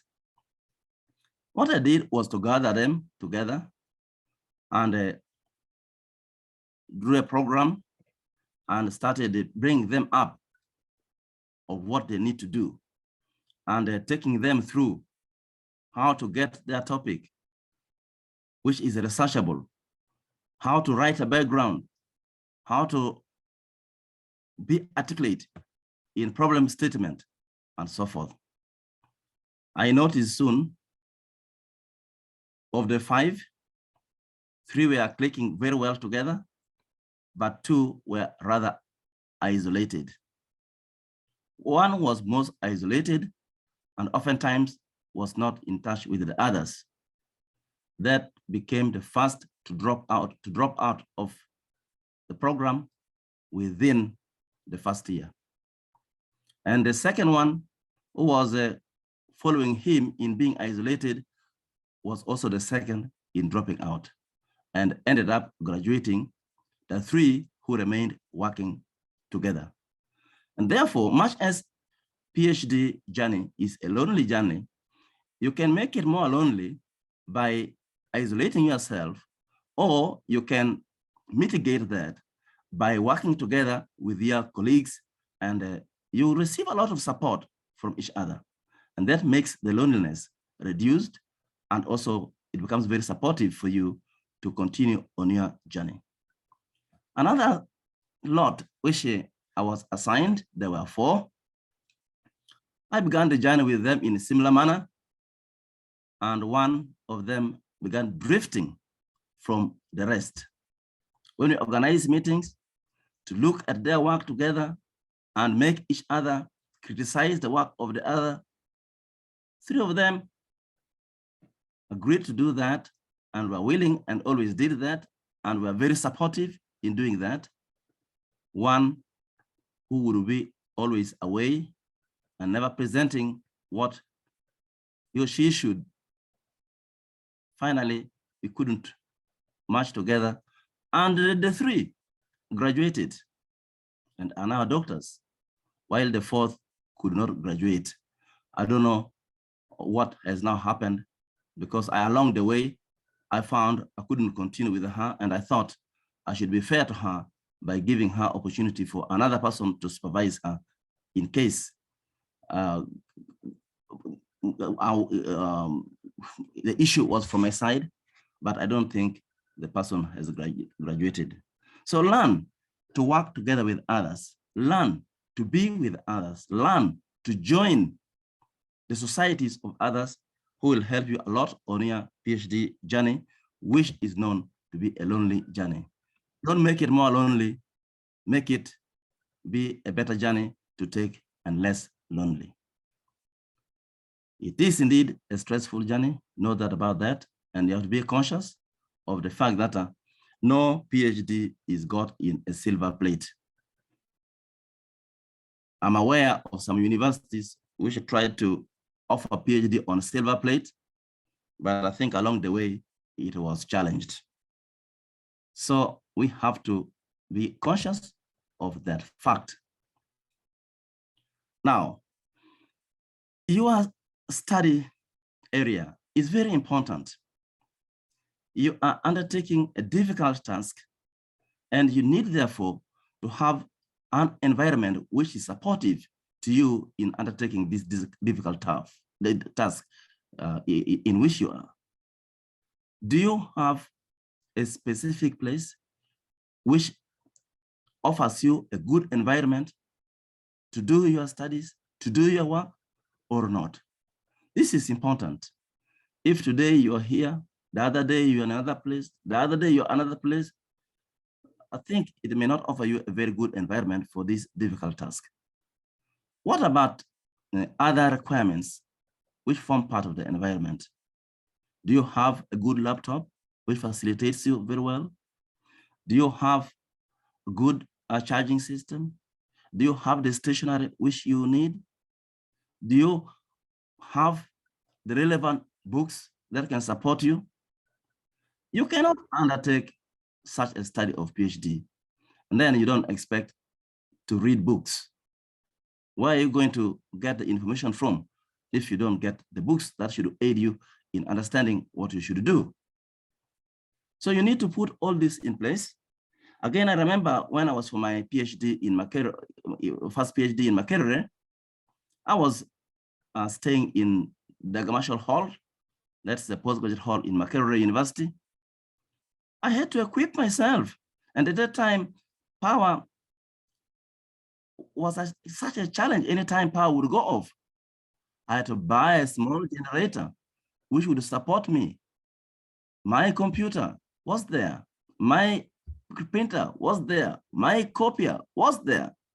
Any material I got which are useful, I made sure I saved their knowledge in the relevant folder to help me in my PhD work.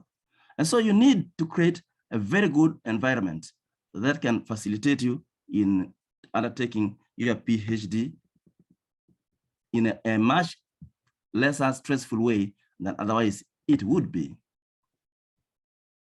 Now, coming to schedule, how are you expecting to make good progress if every event comes to you and you do them as they come? You have no program at all.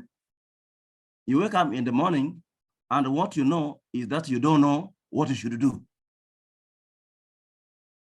You should be able to schedule yourself and know that I wake up at such a time, and at such a time, I do this work from this time to this time. From the next time to this time, this is what I do. I go to bed at such a time. There's no way you are going to go far without the discipline of being a scheduled program. And this is something which is a little demanding, especially for those who are used to attending parties, weddings, marriages, funerals. The economists say it. There is an opportunity cost for whatever you do. PhD equally has the opportunity cost.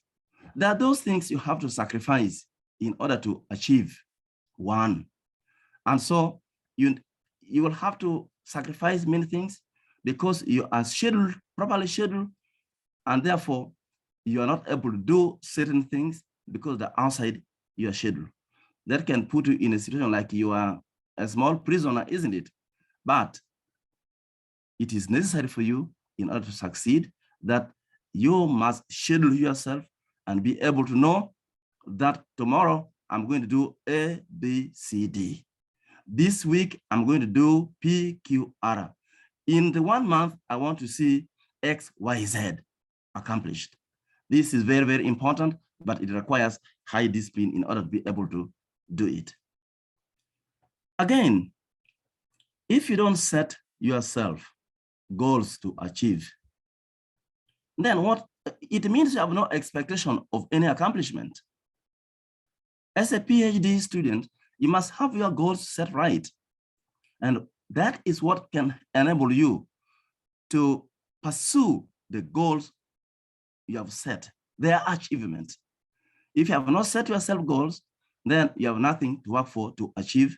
And part of the nothing to achieve will be your PhD program because you have not set your goals right. So as a PhD student, you must set your goals right, and they must be realistic. If they're not realistic, it will also frustrate you because they will not be achievable. So there must be goals that you're able to achieve that will keep you on track of your PhD journey. As I said earlier on, don't over-isolate yourself. You have a lot to get from other people other than yourself. You have a lot to get from other people other than only from books or from articles or from whatever materials that you like to read. Part of your life is also to socialize. Socialization has its limitation, but it has a lot of strength because as a normal human being, you can't just keep off the others. You'll miss all the goods that you get from others if you keep yourself isolated. And in that way, you'll take much longer because you're not receiving the support that you'll be receiving from the people with whom you interact. So keeping in touch with others is equally important. And again, many of us, many a times, are not aware that each and every university has their support system to their students. And therefore, because we are not aware of that, we do not seek the support that we need from our universities, the support that we need from our departments, the support that we need from the system. We need to seek to know, first of all, that where do I get support when I need X when I need Y. And if my university or my department does not have that, do I have some resource persons who can give me support when I need them on my difficult journey of PhD or not? There are people out there, experts, who are able to help you, but you must be aware that, yes, so and so can help me. And when you seek support from them, they're able to take you to a different level. That is something very crucial for us to be aware of. Overcoming common challenges by doctoral researchers. Colleagues, it is very important to have a positive thinking. Thinking positively is usually the first step to achieving your goals, and it might help to know that at some point in time, those who have succeeded also had their own challenges. And therefore, challenges are real for everybody. They are not only for you, they are for all who have gone through their PhD journeys. And one of it is, am I motivated enough or not? A doctorate is a long project, so your motivation will keep on waving up and down the valley, up the hill, down the valley, up the hill. How do I keep motivated so that I'm able to manage this difficult journey of PhD? You need to set yourself some short-term tasks when lacking motivation so that you can start to make progress again. When your spirit goes down, you lift it up and then you keep going. And you need to identify what motivates you and give yourself regular rewards. There are people who cannot see any good in themselves, no matter how much good they have done. And we call this kind of people pessimists. You need to be optimistic. When you have achieved something, you need to reward yourself with happiness and recognition that I've been able to accomplish this. There are so many stages in your journey of PhD, and you keep on accomplishing them through tasks, in bits, one at a time. Do you recognize what you have been able to accomplish or not? The recognition of what you have accomplished gives you the motivation and the strength to continue. But if you cannot recognize them, then you will think the whole world is against you. And yet you have a lot of things to motivate you and push you ahead to succeed in your tough journey. Lack of self-confidence. You know, doing a doctorate can be highly exposing.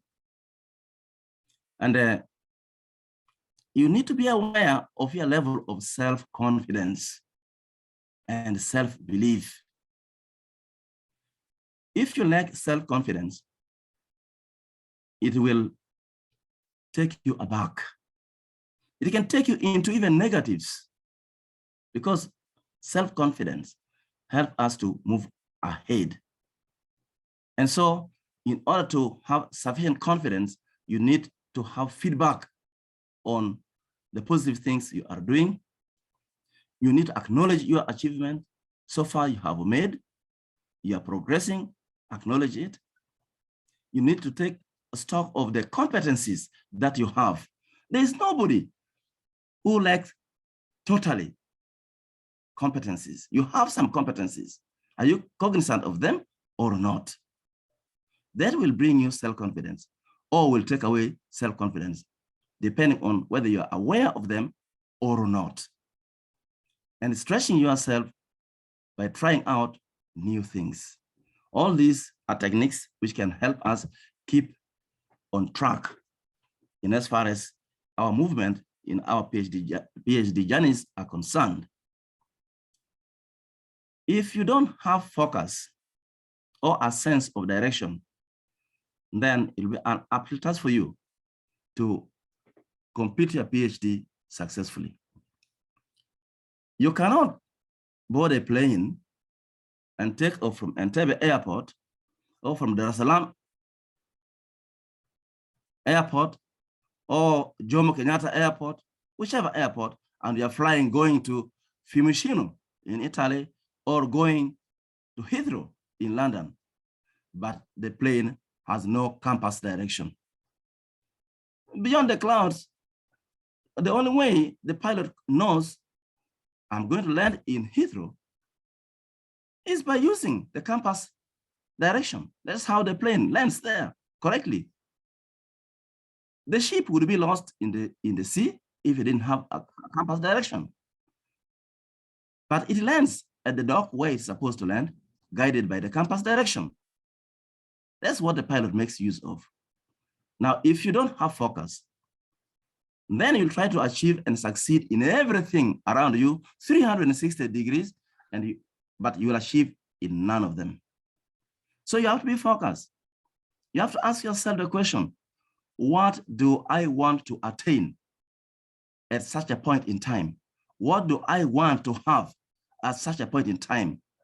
This question will help you keep in pursuit of what you are focusing on, so that you don't just shoot in every direction and thinking you're shooting one thing.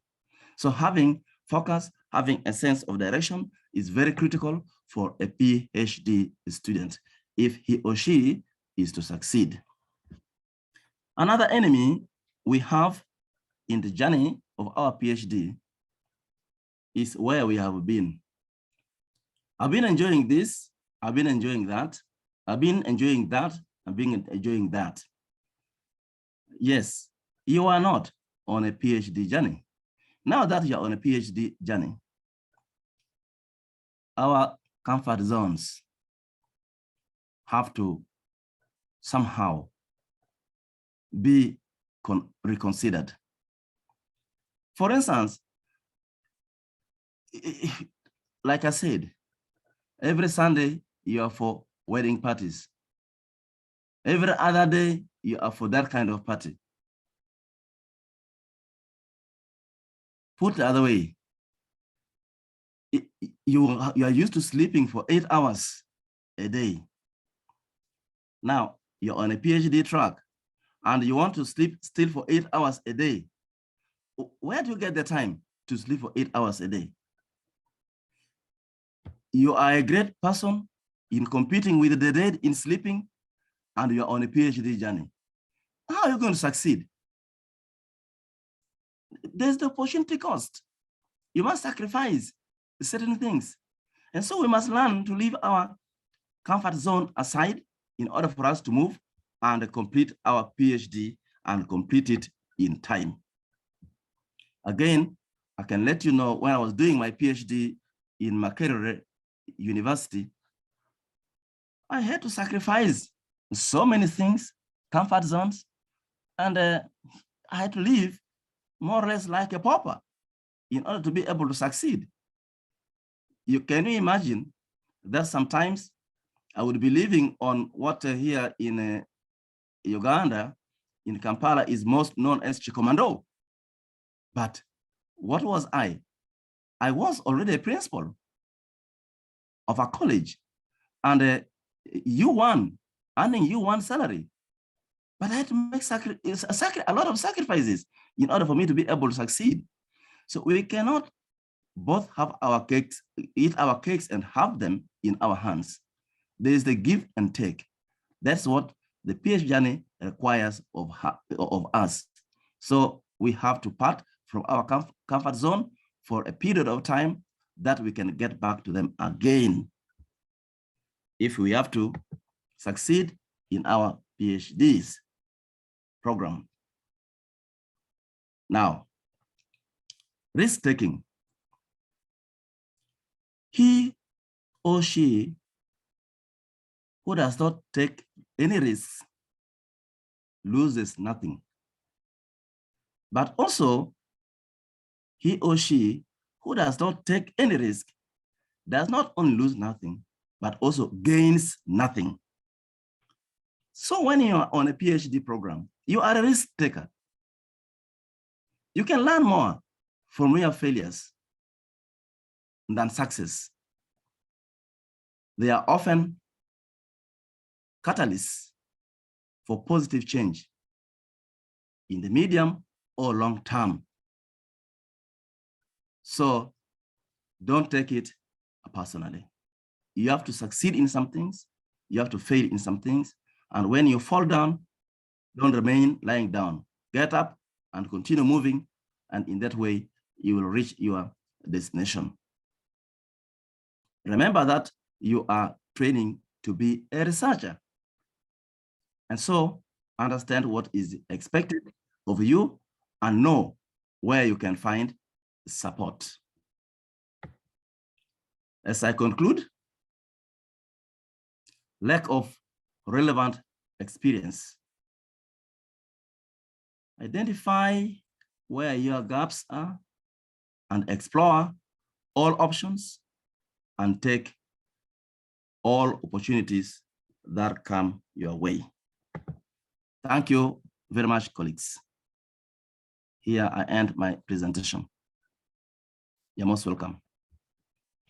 Thank you very much, Professor, for giving us a strongly insightful presentation. I think the choice of people to talk about the PhD obstacles in PhD journey was very good, given your experience in terms of academics, and then to your experience in terms of years of work. We have noted so many very, very important issues, and among them, we normally talk about them. Issues of time management, issues of managing supervisors, and I mean, you're catching the second year blues was interesting. Some people fail to start, but starting is kind of difficult. They're feeling lonely. I agree with you 100%. Normally, it's always a lonely journey. Like all success in life is a lonely journey. You may not have that big team around you, and issues of scheduling key issues that we need to really look at. It has been quite detailed, and we appreciate you for using this 1 hour in discussing this. Allow me request Dr. Edith Vasalirwa to add or to expand a few issues on this, and then after her we shall be probably open and get more views on issues of obstacles and PhD journey from the audience. Dr. Edith Vasalirwa is the Dean Faculty of Entrepreneurship and Small Business Administration at McCary University Business School. She has an experience of over coming to 30 years in management at that level, and also she has supported so many PhDs, and being a PhD holder, she understands the challenges that people go through, especially in undertaking the PhD. There are some aspects, especially for the female and women, or the mothers on the platform and the wives on the platform, that maybe Professor don't talk about. Dr. Edith may wish to submit or add on these in a few minutes, and then we can go into the discussion. Dr. Edith, are you on?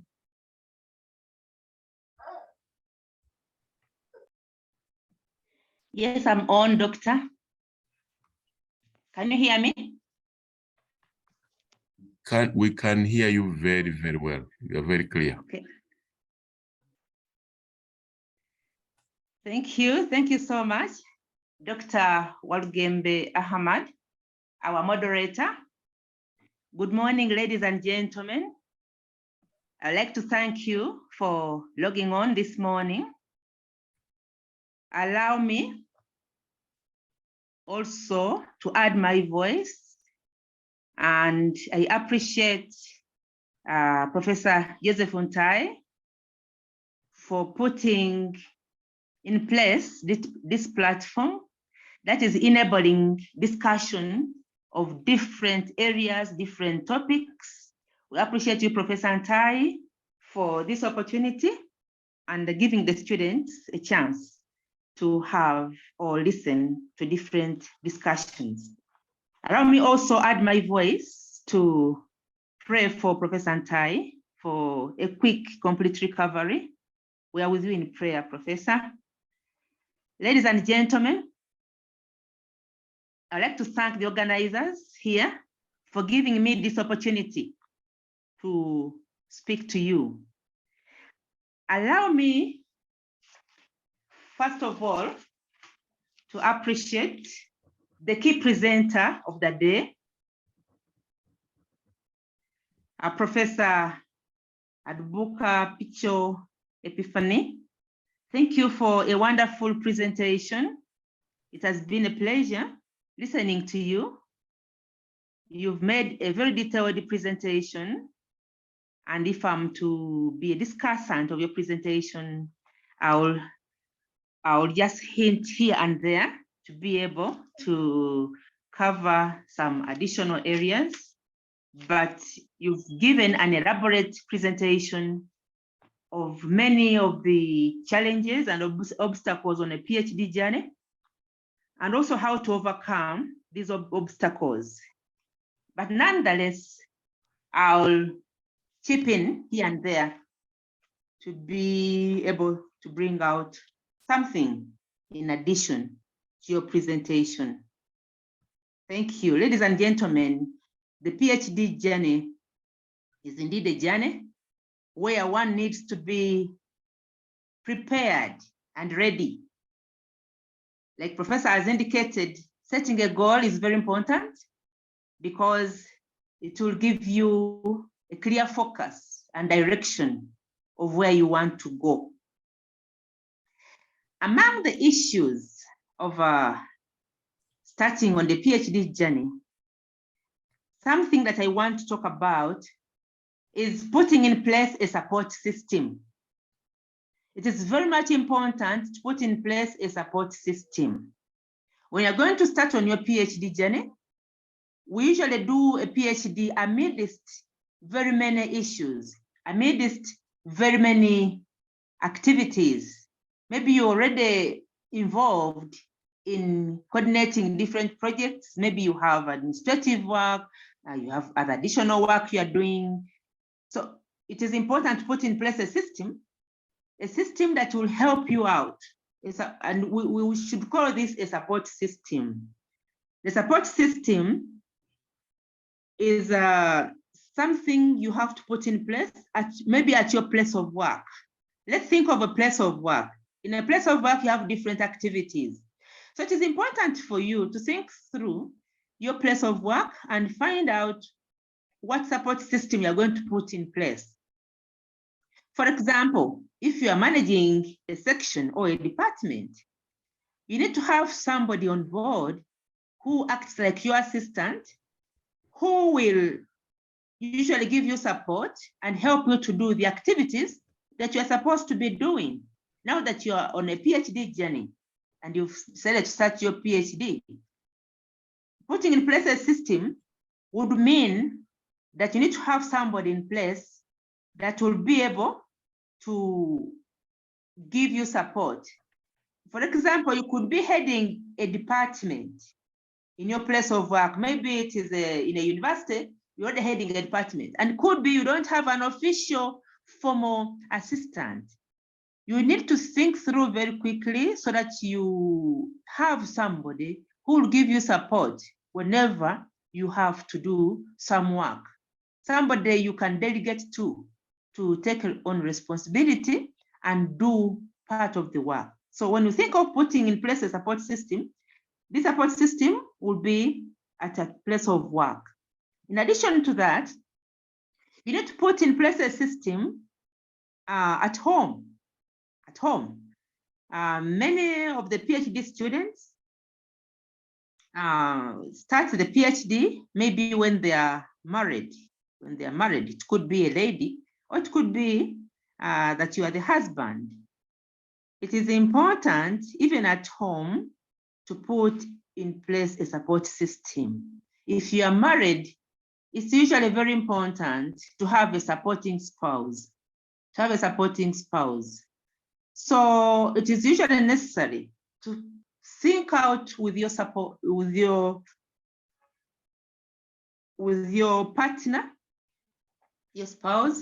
You plan out and think out, put them in the picture that you are going to study, undertake a study, and also bring them on board what is involved in this study. So it is very important to bring the people on board, even the people at home. And at home, it could be the spouse and also the children. The spouse needs to be aware of the commitment you are getting committed to. And also, if you have children, also the children need to be aware that you are studying.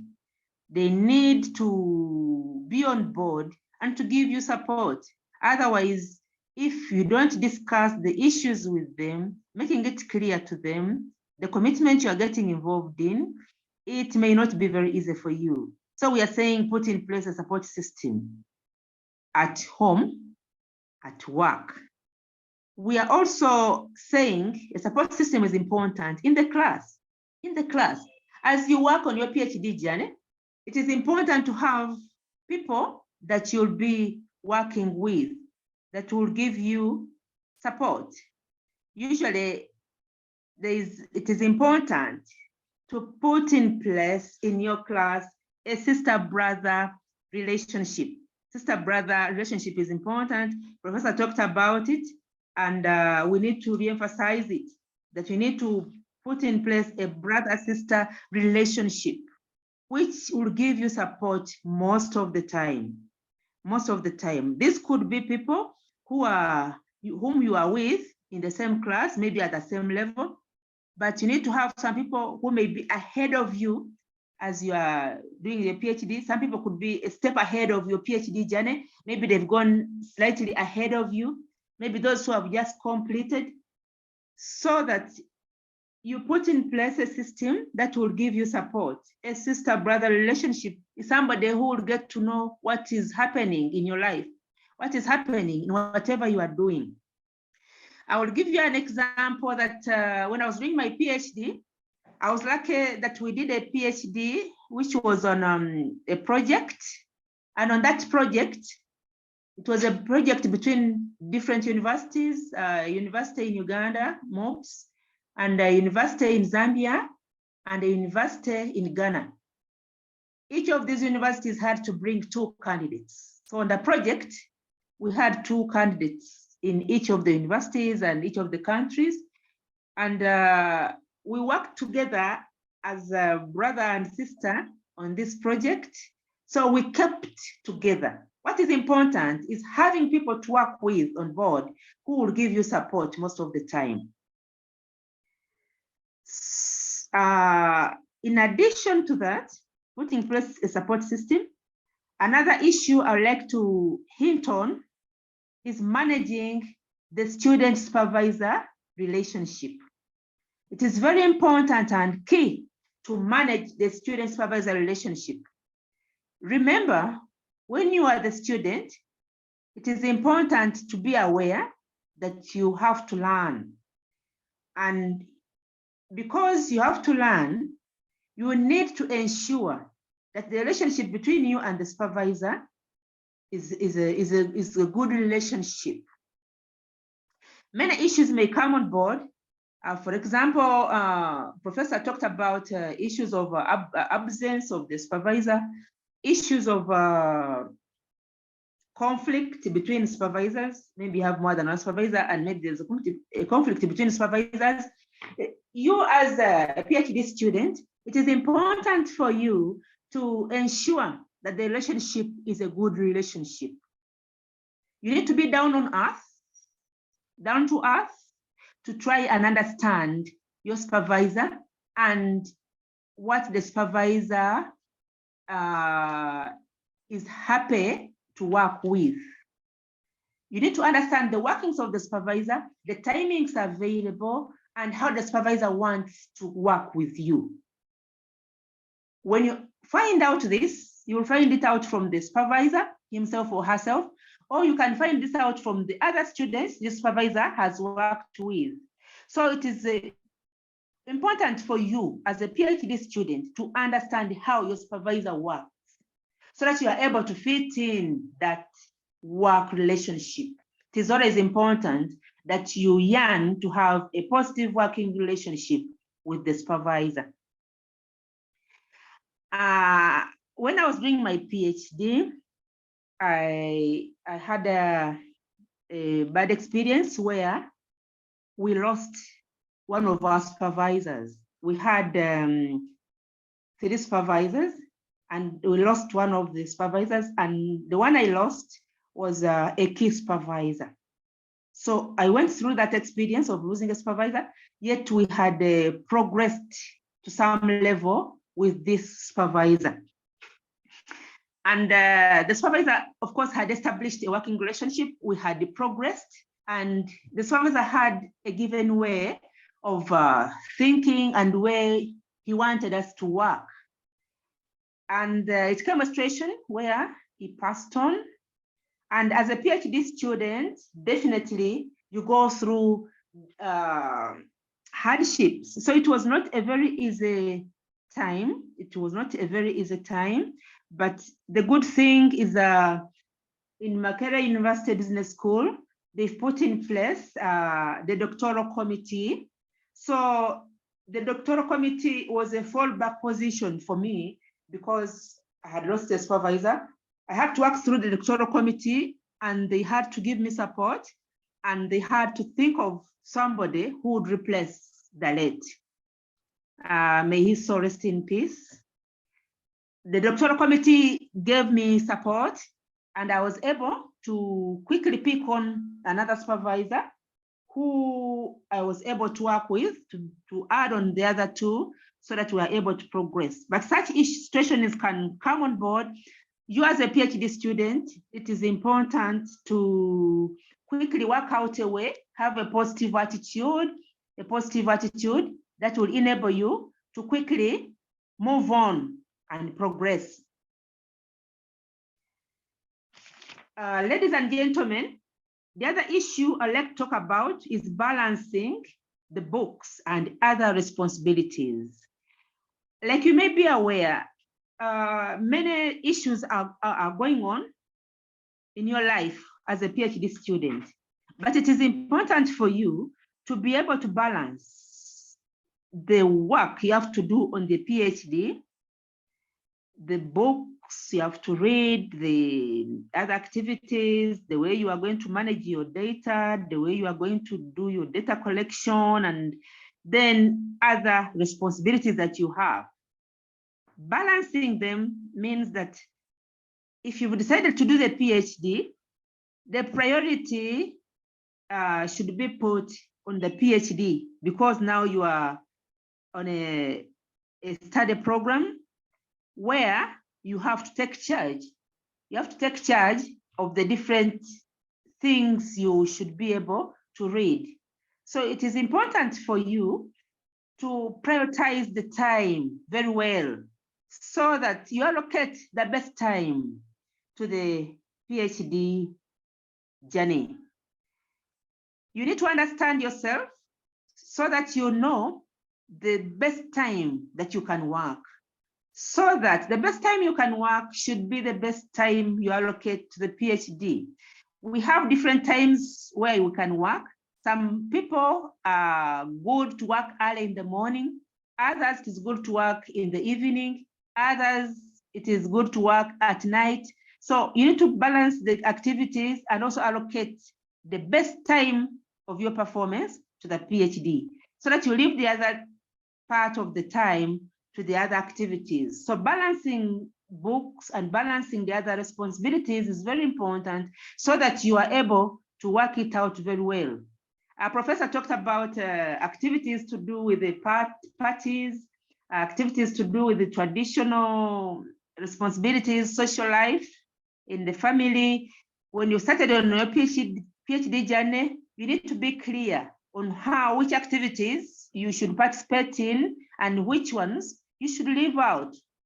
When you start on your PhD journey, you might have to forget about some other responsibilities so that you are able to get enough time for the PhD work.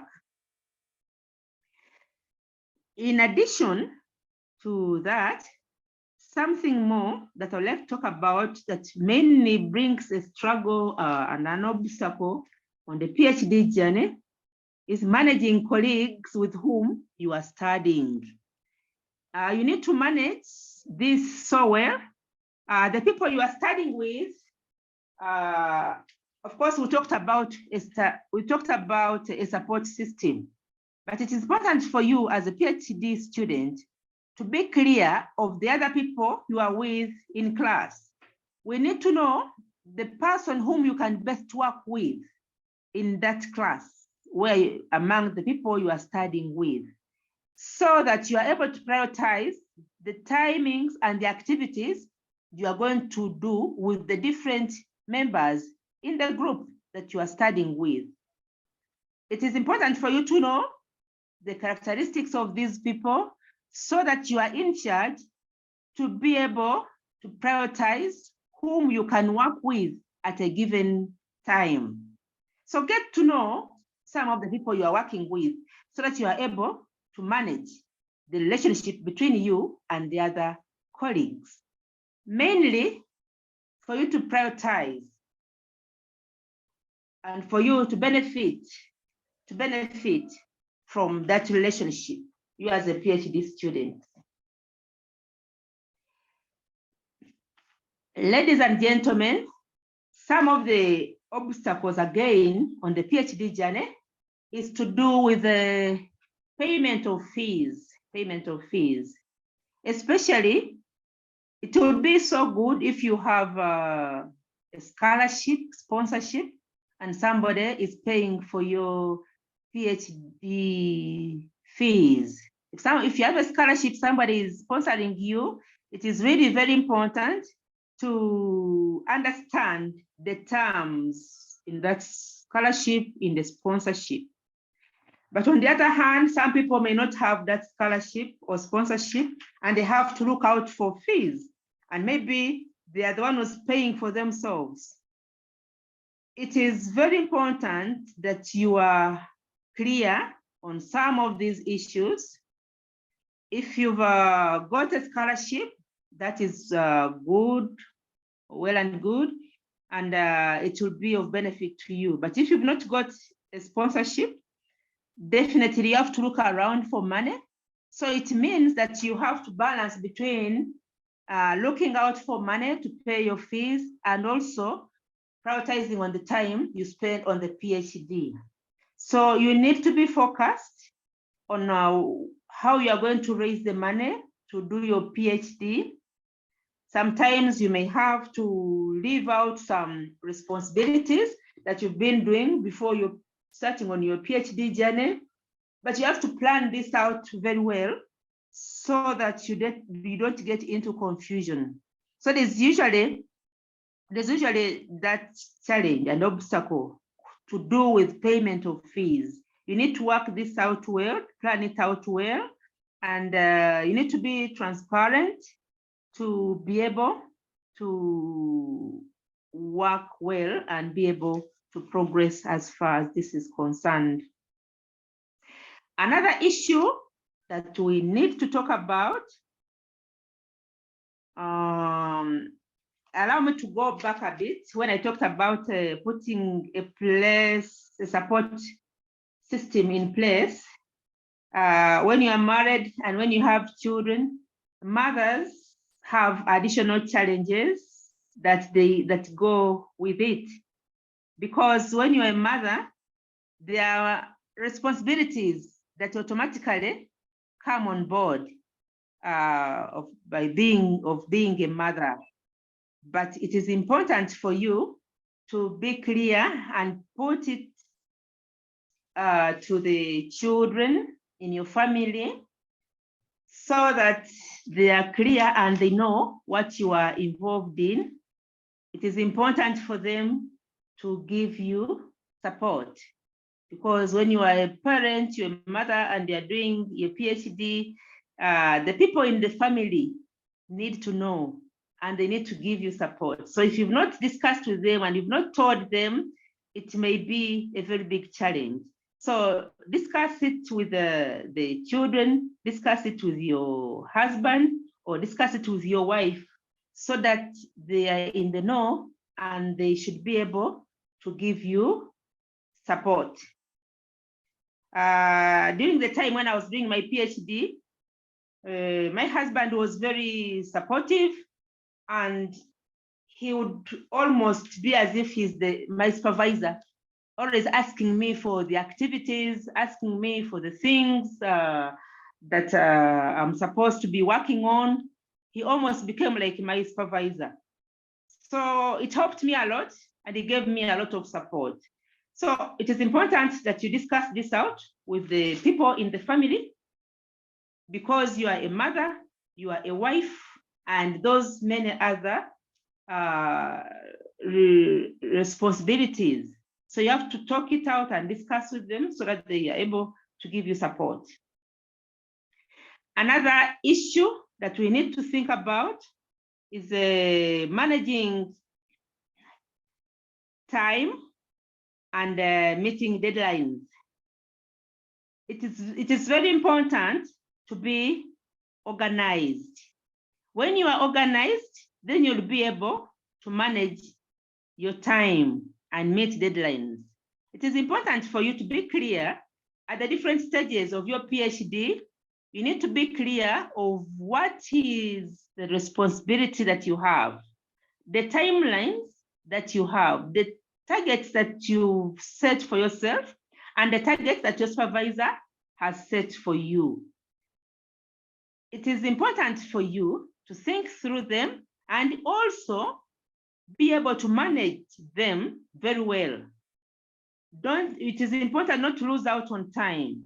You have to keep keeping on most of the time, so that you don't lose out on time, and be able to meet the deadlines that have been set in your PhD journey. The other issue that is very important is to be aware that usually on the PhD journey, there are difficulties and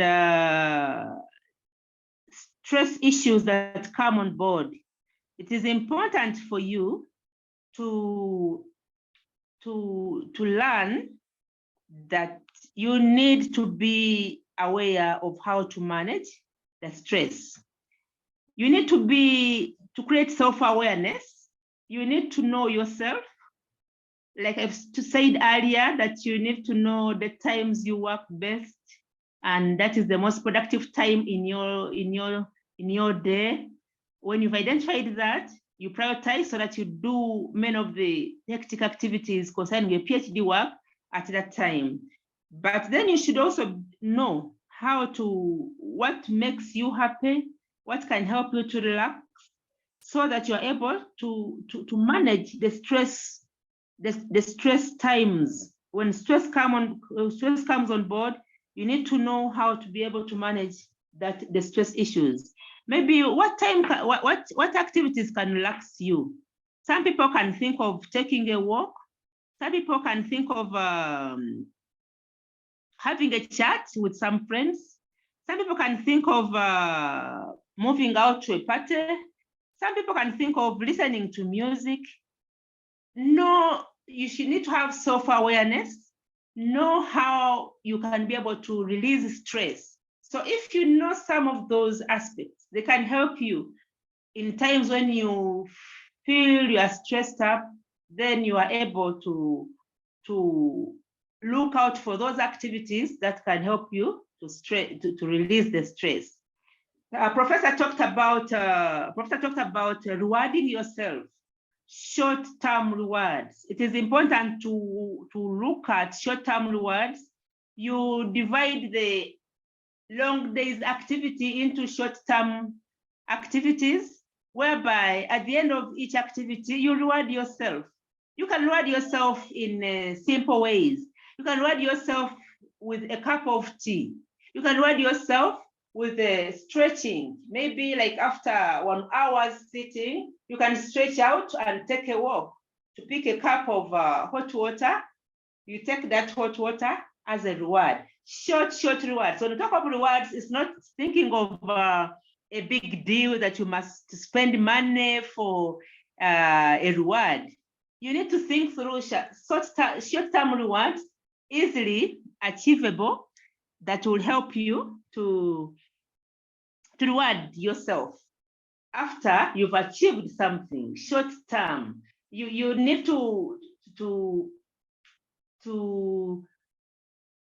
cut the long-term activities into short-term activities, so that every after a short achievement, you reward yourself. You know, the PhD journey is a long journey, so you need to be creative in how you can rejuvenate yourself and motivate yourself every now and then. Another issue I want to talk about is being a good communicator. It is important for you to be a good communicator. A good communicator who will be able to achieve effective communication. Communication between you and your supervisor, communication between you and your colleagues, communication between you and the fellow students on the study program, communication between you and your colleagues that you are working with. It is important that you are a good communicator, so that whenever you are out to communicate something, you bring the people on board to know what you want to communicate and what you want to achieve.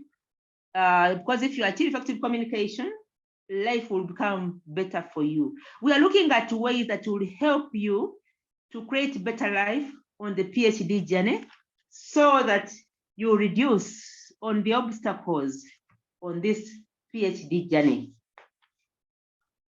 Another issue that I'd like to talk about is the issue of balancing different power sources. Different power sources. On the PhD journey, there are different power sources. So it is important for you to be able to balance the different power sources. I'll give some examples here.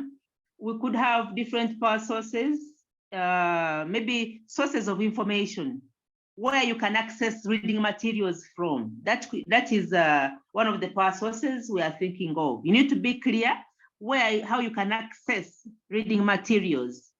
We can also think of learning the orientation of your university, especially the university where you are registered. What is the orientation of this university? What are some of the issues that they demand you to do on the PhD journey? These are important sources of power that you need to be aware of. How is the hierarchy in that university? How are things done? It is important for you to know the key people that have a stake in your PhD journey. The key people that have a stake in your PhD journey. This will involve understanding the supervisors, understanding the doctoral committee, understanding the structure of the university and the key issues that are concerned, so that you know where to go at a particular time. You should know the demands, what is supposed to be done. For example, if I could remember, in the Makerere system, you need to give a progress report every after 6 months. So you need to be aware of this, because if you miss out on giving a progress report, it is going to affect your PhD journey. So you need to be aware of what is required on your PhD journey, because these are different sources of power that you need to balance. Another issue you need to think about is, I've talked about orientation of the university, but also you need to think of the methodologies that are used in the different universities. I'll give you an example that when I was doing my PhD, mainly the Makerere University Business School was emphasizing the quantitative methods, but my PhD was done between Makerere University Business School and also Copenhagen Business School, Copenhagen University. So, and the Copenhagen University, they are mainly emphasizing qualitative work. I had supervisors in Makerere University Business School, and I had supervisors in a Copenhagen Business School. So there was a sort of a dilemma in the beginning to know where we're going to emphasize. Because in Makerere University Business School, they were emphasizing the quantitative research methodologies, and in Copenhagen Business School, they were emphasizing the qualitative research methods. So by the time we progressed, we had to strike a balance between the two methodologies, and we ended up agreeing to do the mixed methods. So it is important for you to be clear of the orientation of your university and the orientation of your supervisors.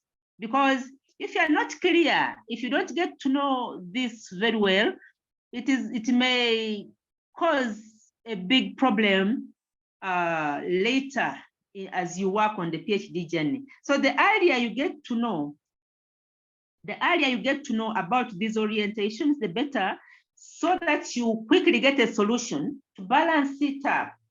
It is important for you to learn about the different power sources on the PhD journey so that you are able to harmonize them as early as possible. Another thing that is very important that may be a big obstacle on the PhD journey is to do with your health. Your health is very, very important, is very key, and your health is the foundation of how best you'll perform on your PhD. Your health is very important, so it is good that you check on your health situation. Medical checkups are very important, and to ensure that you are in good health. This will do with things like exercising. Learn the best exercises that you can do to enhance the PhD journey, but because the exercises you do will help to improve on your health status. What type of food do you have to eat? It's very important because it will help you to boost your healthy status. So it is important for you to emphasize issues of health because a healthy body will perform well. When your health is not good, definitely your PhD journey will be affected. So it is important for you to be aware, care for yourself. Care for yourself. I learned this from my supervisor because my supervisor kept on saying that you must care for yourself first. Make sure that your health is okay. Where if you are not okay, you need to quickly get treatment and get to know how best to handle yourself so that your health remains good. Your health is very important. It's the foundation of everything. And even after your PhD, your health is very important. We have to think of your health before the PhD, during the PhD, and even after the PhD. It's very, very key and very important. Another thing that I would like to talk about before, I know we're running short of time, but like I've said, getting necessary information on the PhD is important, and get to know the sources where you can get this so that at the earliest time, you know what you are required of. Another issue that I wanted to talk about is the mindset. It is important for you to have a clear mindset concerning the PhD journey. Clear mindset, have a positive attitude. Have a positive attitude and be aware that you've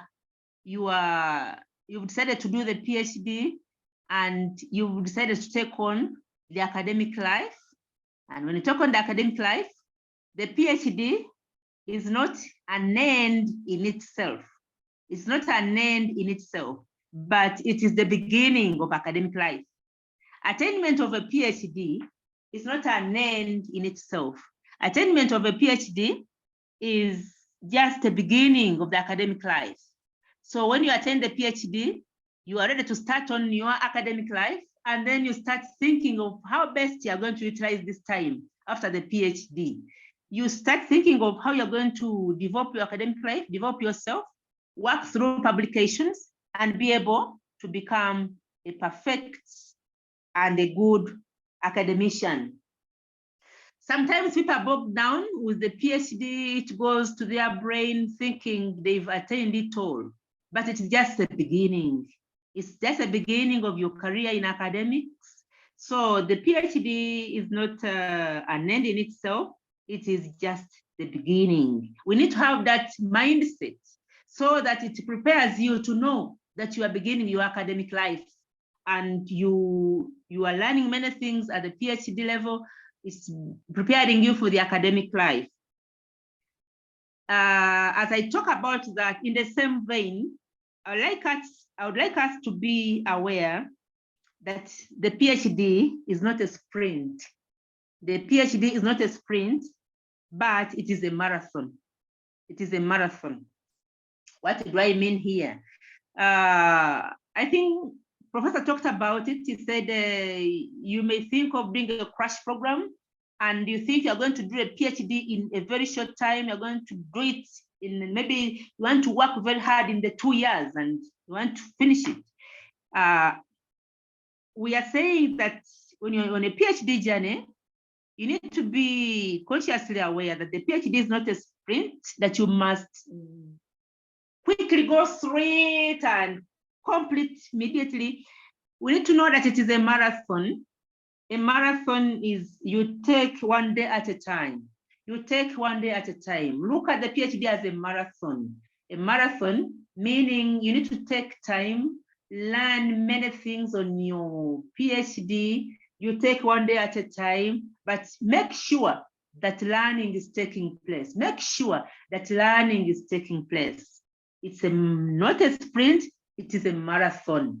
It is a journey, but you take one day at a time, handle the different activities, One day you may be motivated, the other day you may be in low spirit, but keep encouraging yourself. Tomorrow will be a better day. I know that helped me to progress. I would always promise myself tomorrow will be a better day, so that you keep keeping on, and you'll see yourself progressing. There are many things that we can talk about on the PhD journey. There are many challenges, but summarize it is to say that it is very important for you to put in place a support system that will help you to quickly work out on the PhD journey. We've said it is a marathon. It is a long journey. We earlier noted it is a lonely journey, but get a way of making it creative and having people that will give you support to be able to progress on the PhD journey. Remember that your health is very important. You should be ready to look out for the exercises that will help you to make life better on the PhD journey. And talk with some medical people to give you advice on the best exercises that you should do, because the exercises become part of your life. They help you to keep fit and help you to be able to move on. Ladies and gentlemen, I think I'll end here for now, and I would like to thank you so much for listening to me. Thank you so much, and back to you, Dr. Ahmad Walugembe. Right, thank you very much, Dr. Edith Mwebaza Basalirwa, for the insights given to the PhD students. It has been a good session discussing challenges on the PhD journey. Everybody on this platform has an experience, and if you bring the 20 or 30 points given by Professor Picho and yourself, Dr. Edith. We put them together and we ask all those who have PhDs to come and share their stories on each one of them. You realize that everybody has a story to tell. One thing that I will take from your submission, Dr. Edith, is the issue of understanding the approaches of the university. That this university prefers this approach.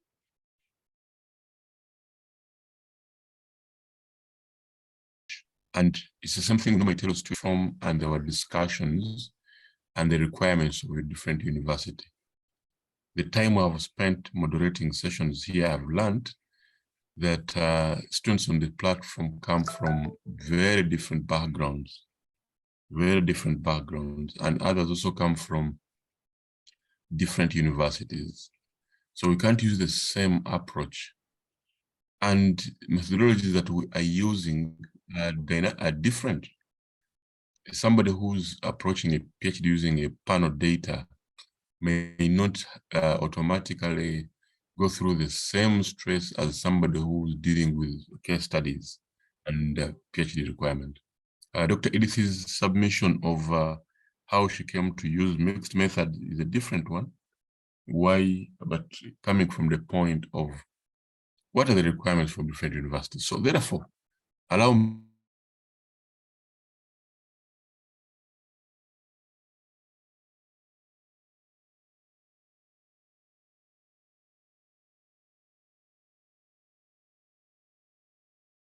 in the remaining few minutes call up to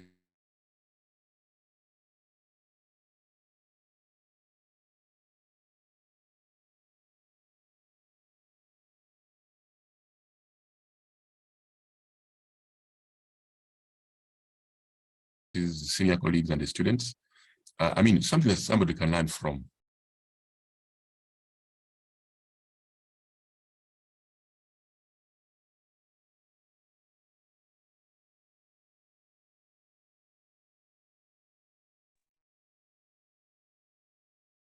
Yes, colleagues, anybody who may, yes, Dr. Gideon, your hand is up. Thank you, Chair. I must thank the presenters. There's learning taking place, including even those who have completed. I think these issues may even go post PhD journey. I would like also to add some few insights. One, from the African context, we believe God is very important. Why do I want to say this? All these challenges, the stress and the other things, I think it's important to create time to read the Bible, to read the Quran, and you know that these things have ever happened, and you see how some of these people succeeded. So for me, I want to emphasize on that aspect of God. Always when you are challenged, think about God. Know there's a reason why you started this journey. And as you want to achieve that academic leadership, then that dream must be turned into reality. And therefore, God is very important. The other one is, I think the fitness is no choice. You well know that at PhD journey, there's a lot of sitting and over concentrating. Therefore, create time for your health and fitness. I think that is important as you pursue the PhD journey. The other one I thought about is resilience. I know they have talked about it, but I want to reckon it from the two perspectives.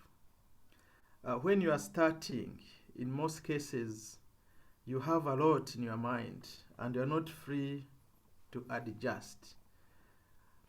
So always be ready to adapt. If you are too mechanical, you may not succeed. You also need to bounce back. At PhD level, learning in most cases comes in when you fail. When you fail, failing, there's opportunity in failing. But in most cases, people don't see opportunity in failing. They actually see failure in failing. Whenever you fail at PhD level and you don't pick lessons, you may not bounce back. So always be ready for any outcome, but be ready to learn from that outcome. I think that's what I learned, and I'm also learning it today. As the presenter has emphasized, I also want to reckon that. Lastly, is forgetting. I may maybe come from the psychology perspective. I know there are many theories that explain forgetting, the decay, interference, consolidation, and others. Today I'm very encouraged, especially by Professor who has all those books and is going for another PhD. Actually, he's already doing the second PhD. Over time, I found this a little bit challenging, that when you finish the first PhD, I don't know whether you still remember most of the things in all those postgraduate diploma programs. I think, Professor, you will enlighten us on how you are managing. If for my case, I know I did a lot of things, geography and other things, other subjects, but I don't remember most of the things. For you, how are you managing to retain, especially what you have studied from different fields, given that wide, robust way of enriching yourself? I think that one, I request you to tell us, because I have seen when people are doing their PhD, you find somebody starts with a concept. After 2 months, 3 months, is not even able to remember what he or she started with. So I think it's one of the challenges, forgetting. Some people even go memorizing, talking themselves. You think they are mad, you know? All that is to make sure they don't forget what they've been studying. I know the solution may be, perhaps, for me, what helped us is that always you make your neurons to fire by presenting your work most often. And for me, the encouragement in this context is that students keep presenting your work, keep sharing your work to avoid forgetting. But again, from broader perspective, this is a question I'm posing to Professor to guide us, especially given that wide view of academic development. I think let me submit. Thank you, Chair, and the team. Thank you very much, Dr. Gideon. Thank you, Dr. Gideon, for your submission. As we come towards the end, Professor Picho, there is a question from Dr. Gideon on how have you managed to retain. But in addition to that, I have also a question from the other angle. How have you managed to what is your key motivator? But before you come in, allow me invite one person to also ask Christopher Makanga. Christopher, use only a second. Let us make it short. Thank you. Christopher, you can ask the question. Thank you very much, Dr. Rugembe, moderator. Mine is just a very brief comment. We appreciate Professor Epifane and Dr. Edith for the presentation. And both of them have talked about time management.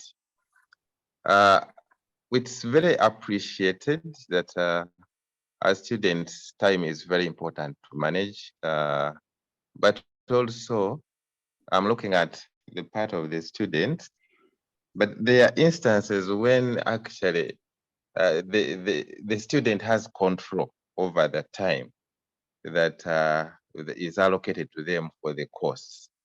But there are also instances when the student has no control at all, because imagine a situation where a student has submitted, he has been managing his time, has left work, has left his family responsibilities, he has focused on the proposal, say, let's say proposal stage. He has finalized, there was worked with the supervisors and all those relationships. He has submitted for probably consideration by the university. And then it takes, say, 2, 3, 4, 5, 6 months in the process of marking. And then the schedule students coding to come and defend the proposal. Even when it comes probably a thesis, you may find that that has taken 6 months or 9 months.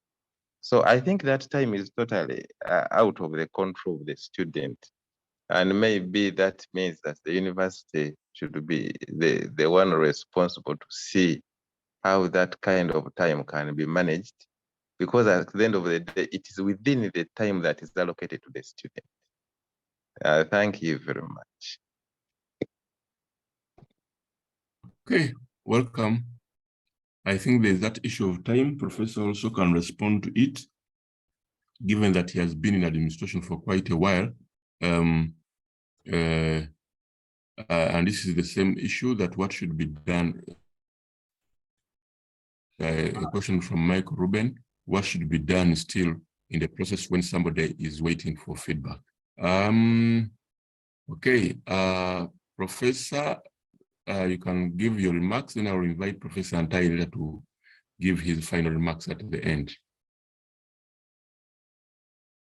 Thank you very much, Doctor, for giving me this opportunity to say one or two things about the inquiries our colleagues have put forward. Beginning with the very last one about delays in the examination of the thesis for moving towards the end. Indeed, we have concentrated on the aspect of the student, on the part of the student, but also there is the part of the institutions that they are supposed to play their roles right. It's very unfortunate, and I just want to say that this is simply a malfunctioning institution when they delay students up to that level. Of course, I also had an experience in Makerere. It took, in fact, not only 6 months, but over 1 year that my dissertation was not yet marked. But again, in my case, I had completed my study much on time, and they were buying time so that I'm able to complete the 3 years.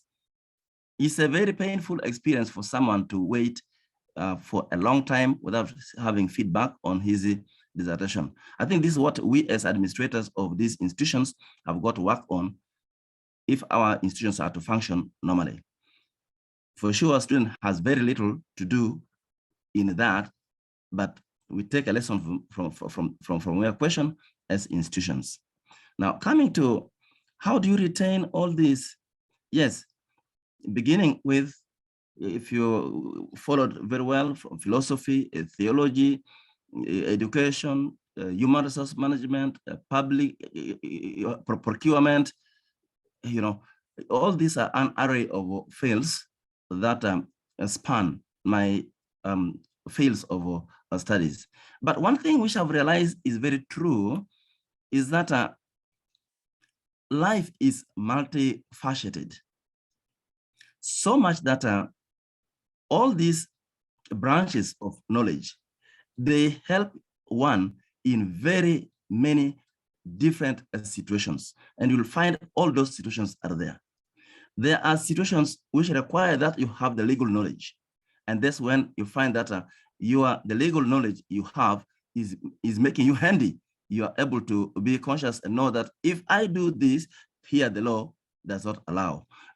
I should do it this way because the law puts it this way. Now you're applying the law. I'm applying the law I've studied. There are situations which requires high voltage reasoning and so forth. There you see my philosophy comes in very handy. And if you wouldn't reason out a situation, then you'll find that it will be a tough situation. Take, for example, the setting in which I am in a university. Students come up reasoning things the different ways, A, B, C, D. You should be able to reason with them and make them see a sense in what you are saying. And that's the application of philosophy that I have. Theology, someone has brought it out very well. We come from God, to God we go, and simply must we be able to put theology first. And again, that's very much applicable in the society in which I work as a priest and even as an administrator.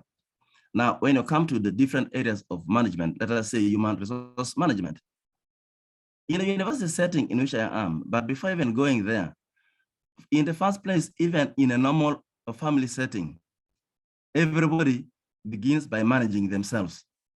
They manage their family members. And now in a university setting, surely we are managing human resources. We are managing personnel. We are managing that stock of knowledgeable people and so forth. And so you need to have that understanding of how to manage people. Now you can see how my knowledge in human resource management applies. Again, when you come to procurement, we are on a day-to-day participating in acquisition of different things and so forth.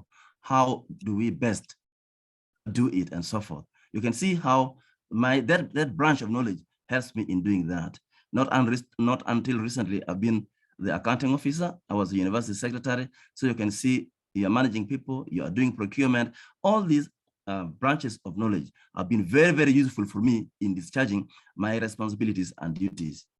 And now, educational administration, planning and management. That is the enterprise in which I am in totality, and I apply it. Besides, I also lecture, and as I lecture, I'm building capacity of the younger generation who will be replacing us. That's how all these branches of knowledge find usefulness. I find them very useful because they help me in handling with the very many different situations in life, which is multifaceted. I don't know whether I've helped you. Hello. Yes, Professor. Yeah. Thank you very much. You have really added a lot of value to the discussion, and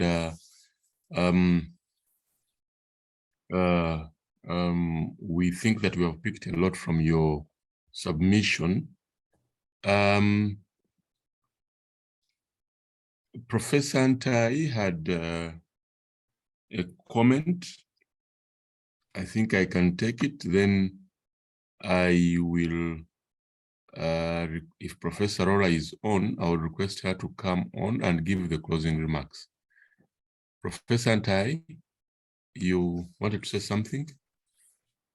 Thank you very much, Dr. Ahmed Walgembe, and thank you very much, Professor Picho, for the educative presentation, and thanks, Dr. Edith, as well. I wanted to react to a question or an issue or a comment that was raised by Makanga, I think, if I'm not mistaken. I think Professor has also responded to it. And it's an issue of time management, I think. And he said that when you are dealing with the issue of time, there is time that you can control as a student, and there is time that is beyond your control. And that is at the time when you submit your thesis for examination. My thinking about it is as follows. For a student, it takes you around 6 years doing a PhD, and you write your dissertation. You take that period to conceptualize and put together your ideas, and you expect the examiner to read a thesis that has taken you six years in just 1 week or 2 weeks, or 3 or 1 month, right? So for me, I think that the examiners actually need good time. I think when you look at the structure, for example, for Makerere, the examiner is given 6 months to examine a thesis. And I think most universities give an average of that period. So for me, I think an examiner who has all the time can actually take around 1 month or so, or 2 months, but the minimum period is 6 months. And if you don't receive a report, then you can complain, and then something is done. So I think there's need for that. And I think for a student, you need to work very hard and finish within a shorter time, so that you also leave time for the things that you have no control over for the other fellows to think about. The other one is, as Professor was presenting, and as some people were making comments, something came to my mind, and I started thinking about the complexity of the whole PhD journey. And I started thinking that, most of us live in a distressed world. So you have, for example, the world of work, that is if you're still working, and possibly you need money to support yourself, you have to pay the fees. If you're married, you have children, and you must pay the fees for the children as well. You have a wife, so issues of managing the children, managing the wife, managing the relatives, managing the fellows you stay with in a community, and there are also other things that you must manage, like institutional requirements, rules and regulations of the university, that you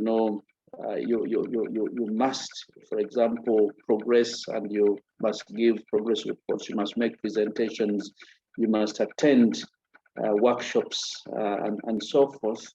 And at the same time, you have other responsibilities. You must manage the supervisors, the networks you have. I know many people spend too much time on the phones as well, social media, and so forth. I was just wondering how a human being can actually manage his PhD within this distressed world of ours. Possibly, maybe next time, Professor Pincho could give us some hints and ideas, since he has really managed, and he has also done so many postgraduate diplomas, masters, and now many PhDs. Possibly has ideas in this area. Chair, that's what I want to comment about. Thank you. Thank you very much, Chair. There's one more question we need to take before we move on. I don't know whether Professor Antai, Professor Pitch, or Dr. Edith. There's a question from Peace to Shabe. How best can we handle differences among our supervisors? How best can we handle differences among our supervisors, especially, I think, the technical differences on different technical issues? I don't know who. Can I say something about that? Yes. I do. Yes, Professor. I really do not know where the real challenge comes from. And the reason why I'm saying this is that, for example, the structure of Makerere, I know that students have a say in the choice of supervisors. If they are not aware, now I'm making you aware, especially for those who study from Makerere, that you have a choice. So before you zero down on certain individuals to be your supervisors, why don't you begin by interacting with them so that you get to understand what their orientations are?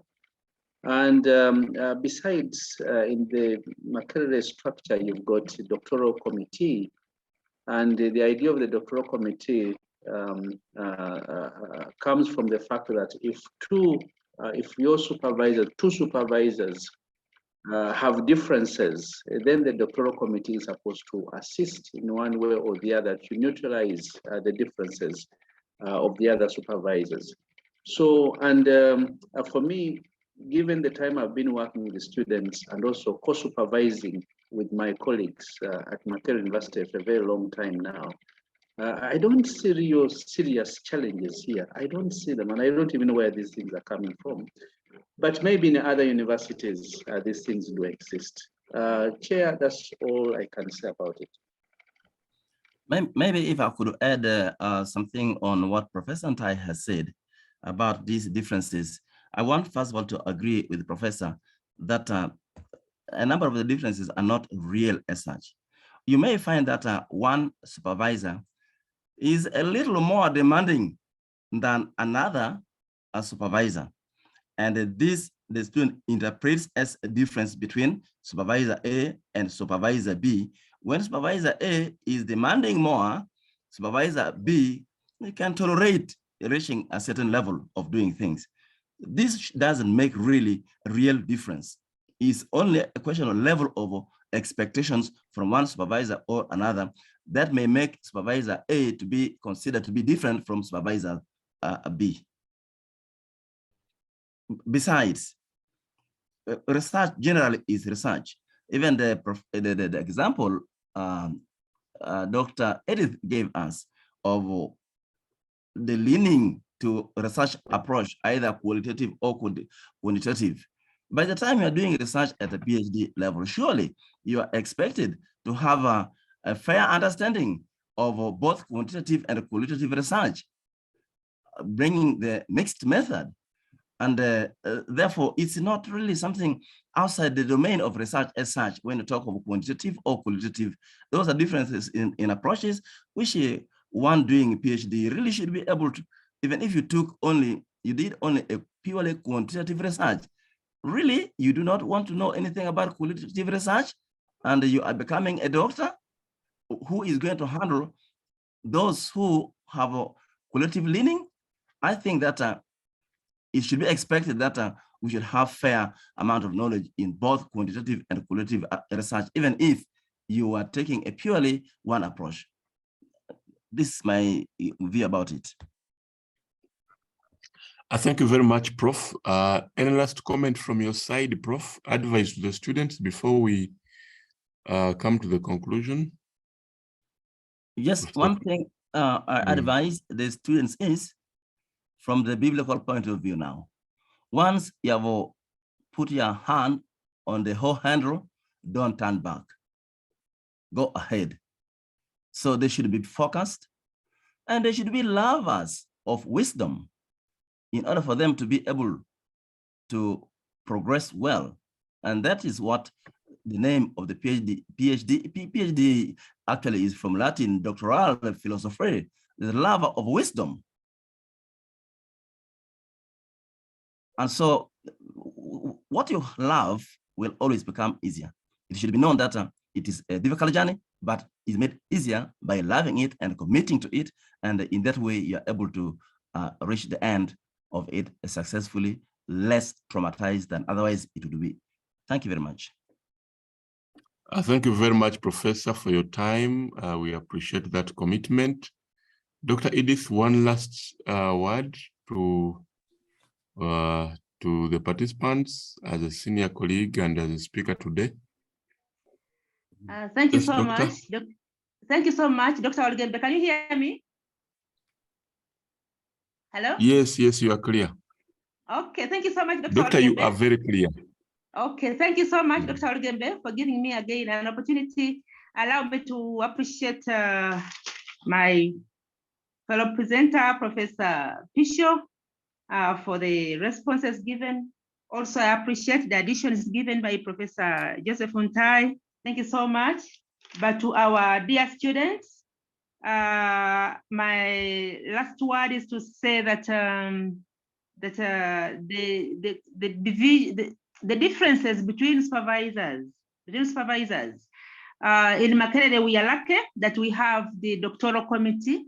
The doctoral committee should be able to iron out those differences and be able to balance it and harmonize it for you as a student. I think the doctoral committee is a framework we should appreciate.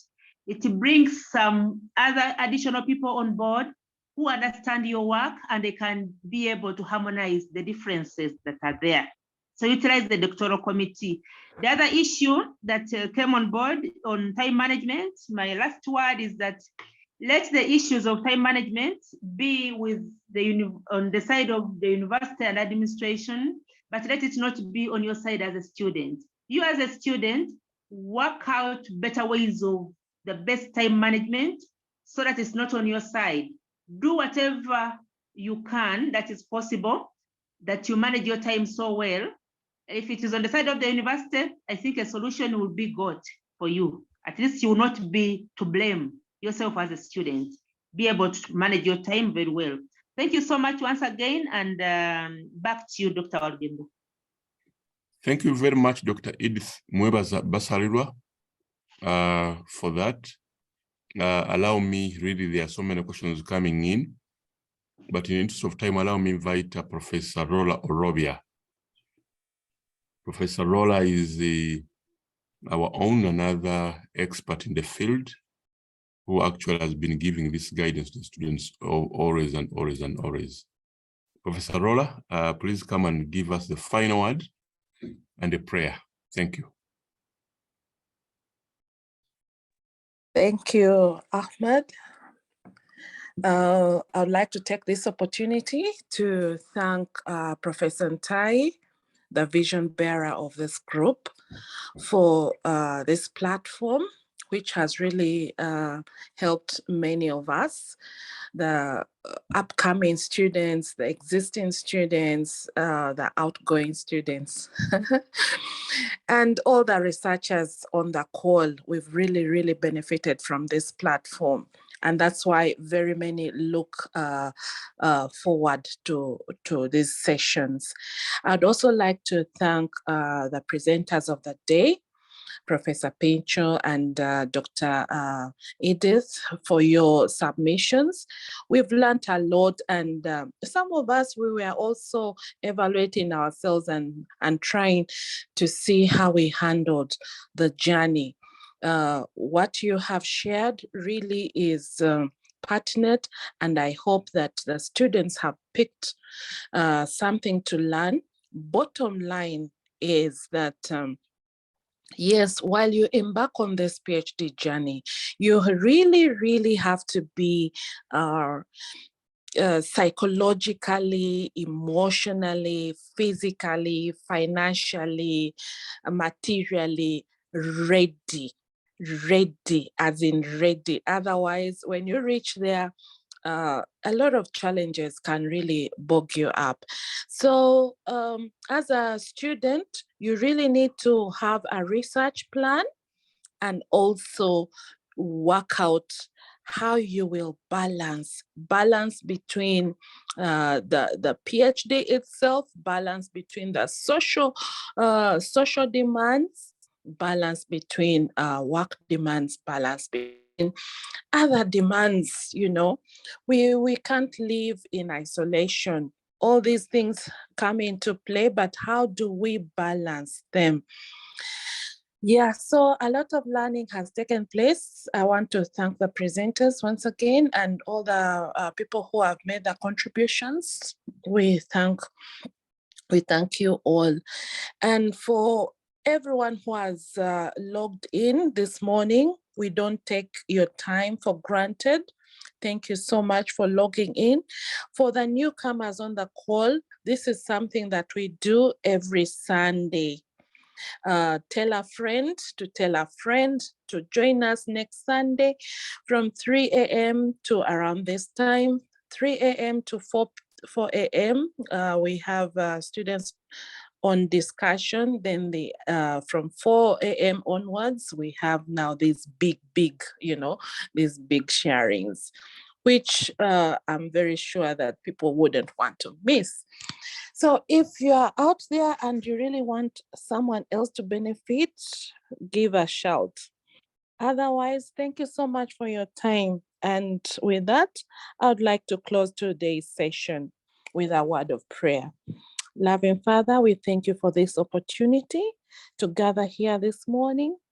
And Father, thank you for the knowledge that has been shared here. As we go out, may we implement that we have learned and become better researchers, better students. As we go forth throughout this day, oh Lord, be with us. Amen. Thank you, and over to you. Amen. Thank you very much. Thank you very much, Professor Rolla. Thank you, members. We meet next Sunday, God willing. Thank you. Bye-bye. Bye-bye. Bye, Professor, and bye, our presenters. Thank you.